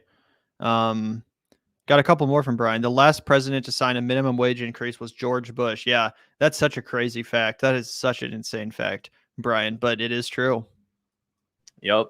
It was $6.55 and now it's $7.25. Not much of an increase, but also shout out to the Vanguard. Tyler, did you know what the minimum wage was before George Bush raised it? I didn't think so. Oh, but just remember that the next time you try and pull the age card. I'm watching you, Tyler. Damn, did not expect to lose Tyler to the Vaushmeister. Right. In our own chat. Damn it, Gavin. We're gonna have to. No, I'm kidding, Tyler. But you're gonna be the punchline for a few more times. Boy. Trying to. Absolutely. So shout out to, that's what Mr. Baker used to call me all the fucking time when I was in 6th grade. The whipping boy. But yeah, because he would always make it. He thought I was because I would always like make jokes in class, and so he would always make jokes about me. Anyway, long story short. Do you know about the actual like concept of a whipping boy? No, but it sounds fucked up, and I don't know what we about to take it down a notch in here, being like, No, hey, it's man. it is fucked up, but it's not as like racist Oh, as it it's sounds. fucked up. But like, No, but like back in like the royalty days, like if you were a prince or something, like of a super rich like royal family, and it was like, and if you did something bad and deserved punishment, instead of like you getting beat, there would just be another like kid who was like some poor orphan or some shit, just like basically a slave. I mean, let's be honest. And then they would whip that kid in front of you, like the prince or, you know, son of the royal people or rich people or whatever. They would just whip this other kid to try to make you feel bad. Like, oh, if you do something wrong, this other poor bastard's going to get beat as a result of your shittiness. So that's where the term comes from. It's pretty fucked up. that's how you get guys like Commodus, or you know, like this, you know, the like brutal dictators. Is they're like, yeah. See, Jesus. Anyway, shout out to you, Brian Frederick, and shout out to you, Rick Bungle again.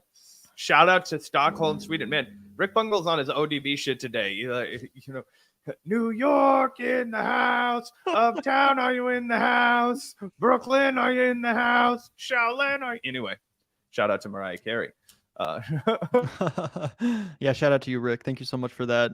And thank you, Brian. Once again, GOP fears their base and Dems loathe their base. Yeah, there's definitely some truth to that, man. There is definitely some truth to that. It is not at all inaccurate to say that the Democrats have an open disdain for their base, specifically the left part of their base, like the left progressive base. Yeah, they basically just have no issue with shitting all over us, which is pretty crazy. Yep, 100%. And honestly, it speaks for itself. The GOP wins on occasion, and when they lose, it's because they've gone just so rabid off the rails for their base. You know, it is what it is. Shout out to you, Brian. And shout out to Tool Druid. Biden campaigned on Build Back Better, 8 agenda items that were championed initially by Bernie Sanders, then promptly passed none of them. No wonder people are pissed. Absolutely.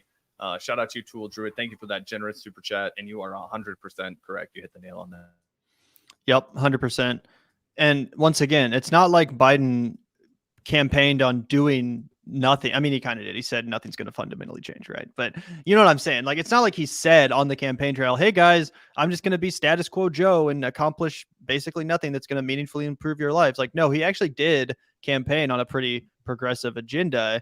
He campaigned on a public option. He campaigned on a litany of issues that, yeah, arguably were inspired by Bernie's movement. But then he did none of them. But to act like people are somehow just virtue signaling or whining because they're pissed off at the things he's not doing that he said he would, that's crazy. Again, he said he would do these things. People have a reason to expect them to get done.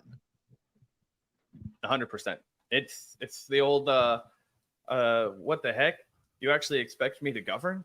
You know what I mean? Right. No, of course not. It's all about campaigning. That's what they want to do. They don't want to govern. They just want to campaign. They just want to fundraise, sleep in nice hotels, and eat dinner next to rich people because they all want to pretend that they are rich people. That's why they get into politics. They're, yeah. Anyway, I shout out to Jimmy Catrone, one of my favorite chatters of all time. I have no clue what he's trying to defend.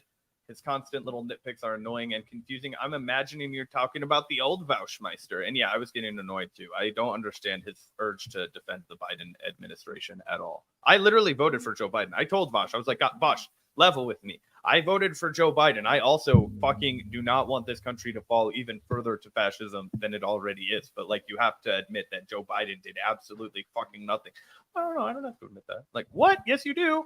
Like, you have to at least be honest. Let's live in the real world. Like, oh, it could have been so much worse. But, oh, well, what he did was he kept it from getting worse. That's not something. Yeah, I totally agree with you, Jimmy. I also don't really even understand what he was trying to defend. It seems more than obvious to everyone that, yeah, the squad members and progressives in Congress have been a disappointment. Like, this is no longer a controversial thing to say. Luckily, it was when Zach and I were saying it like 2.5 years ago. But now, luckily, everyone is on the same page except for Vaush. And they're acknowledging the fact that, yeah, it's okay to admit that the Justice Democrat project didn't really work out. It kind of failed, and they kind of sold us out. That seems to be like common knowledge now, so much so that TYT is even on that page. For Vaush to take issue with that, and to act like it's worth nitpicking and calling that sort of rhetoric faux populism. I just think that's bonkers. And I also don't really even understand his intention other than to just run defense for the Biden administration and to do propaganda for the corporate Democrats. Oh yeah, we got another one for Gavin. Hunter is very well endowed. LOL. Yeah, the GOP, Marjorie in particular, really has made his cock like world famous, putting it up on fucking congressional hearings and stuff. Like, check out this dude's dick. Isn't that crazy? Yeah. So apparently he is. I haven't actually seen the pictures myself, but those who have speak highly of his dick. Honestly, that's good for him. Good for him. He sung like a horse. That's, you know what? His father sure knows how to fuck the rest of us. So I guess it's genetic. Anyway, shout out to you, Rick Bungle. And shout out to Hysteric Raider. To clarify, I'm going by the really old definition. They both are fine with corporations merging with the states. Corporate needs over 99% of the populace. Oh, yeah. No, Hysteric Raider, I wasn't breaking your balls. Gavin and I, the other day, we were having an argument about what met the criteria of a genocide, and that was kind of where I looped the argument back into that, guys, because I thought it would be a good discussion piece. But no, I wasn't calling you out.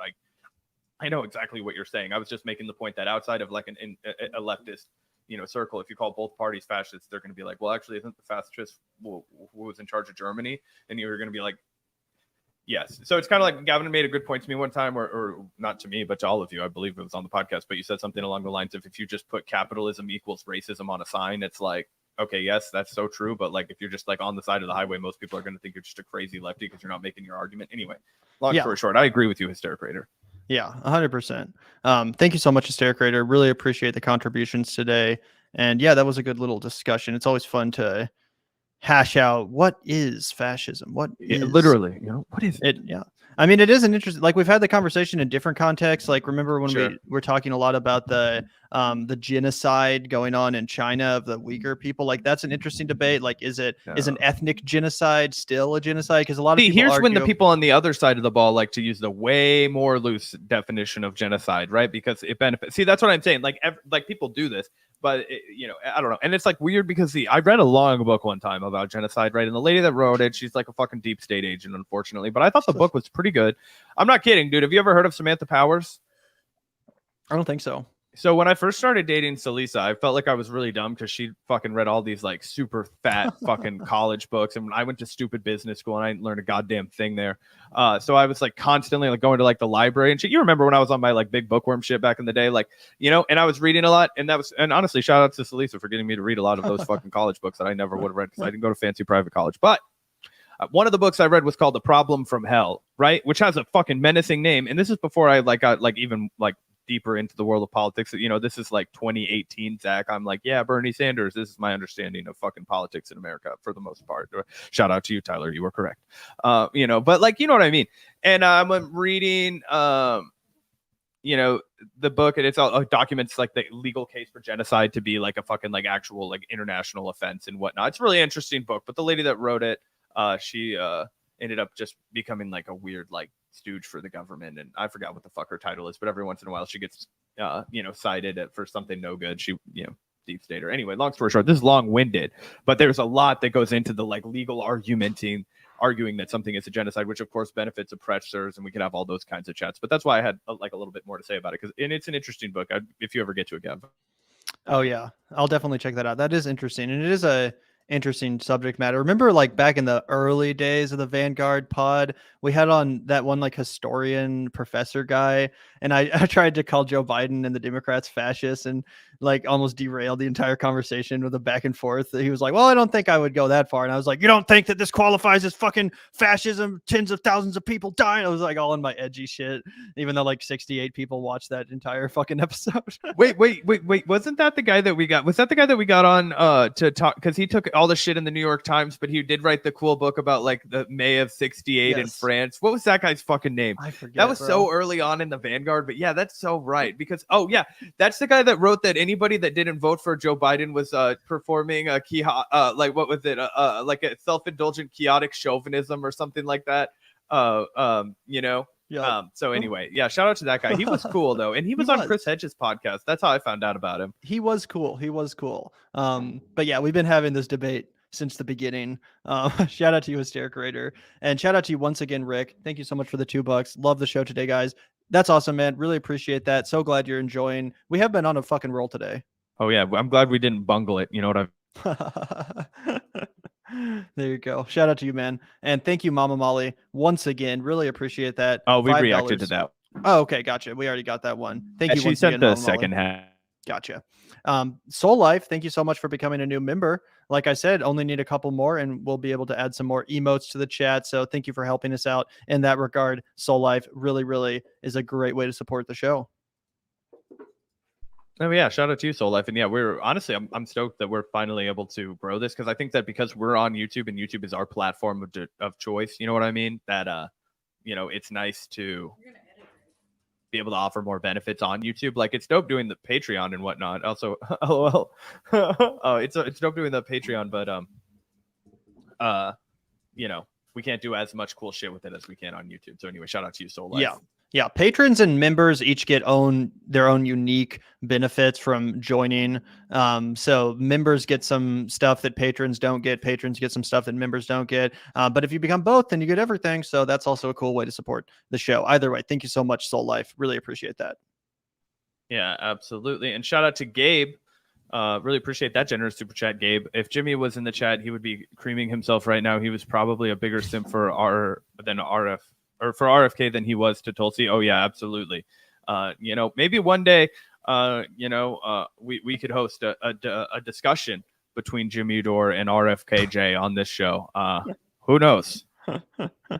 Yeah, shout out to you, Gabe. Also, Jimmy probably was in the chat. There's at least a chance. I know he has a lot of burner accounts. He likes to lurk, but shout out to you, man. Really appreciate that. Yeah, he loves our show because he's like, damn, what's it like to have your conscience and be funny? Two things he'll never understand. So, shout out to you.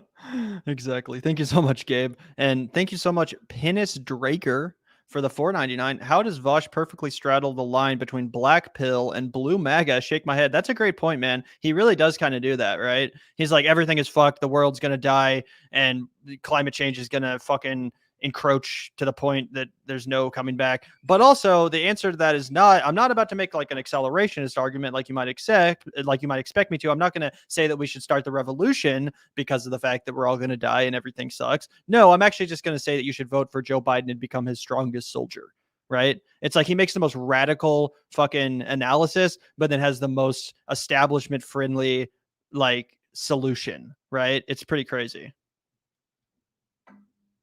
Absolutely. Shout out to you, Penis Dragger. I'm sympathetic to the black pilling, but not the blue MAGA, right? Like, I do accept that we're all gonna die. I just take it to the other extreme. It's like, well, we're all gonna fuck. Let's just give it our best shot. Let's do what we can while we're fucking here.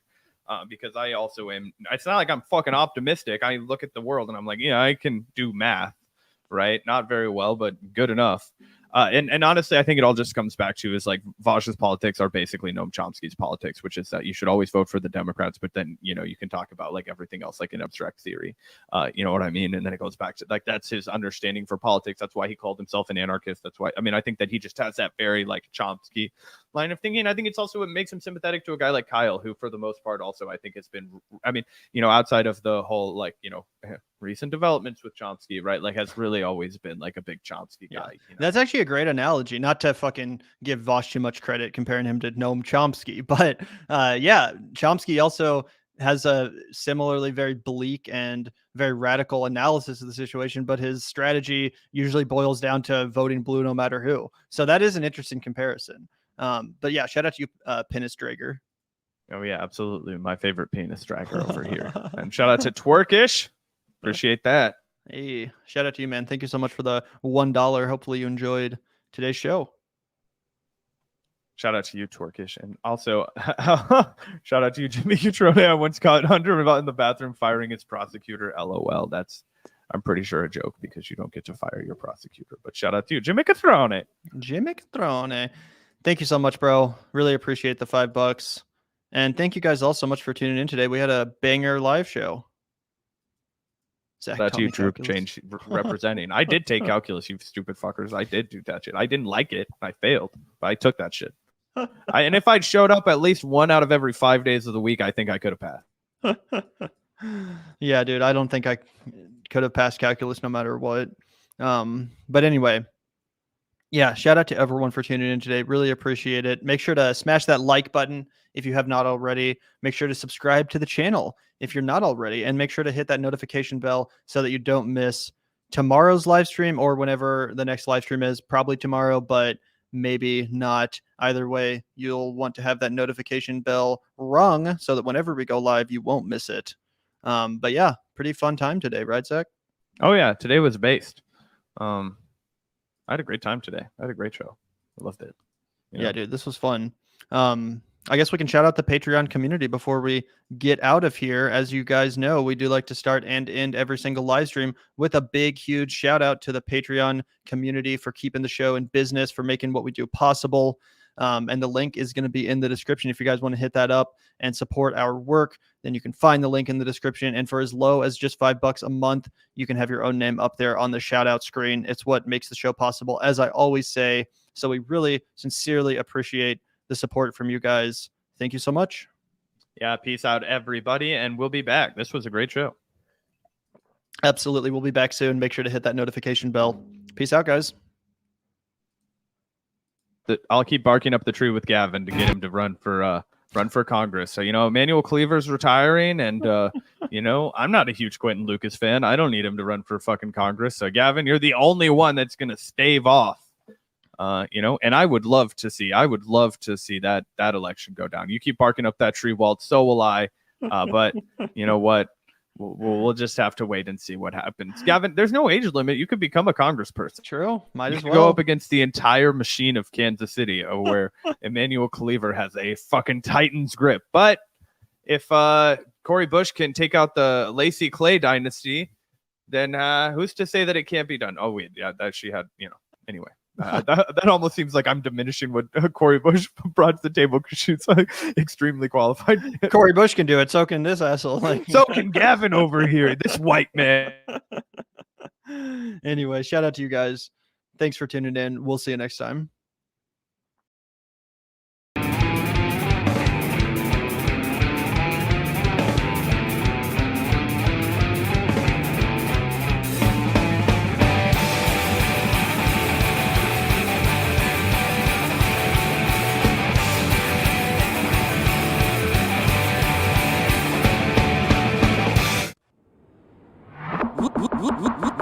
Look out the door if you hear it.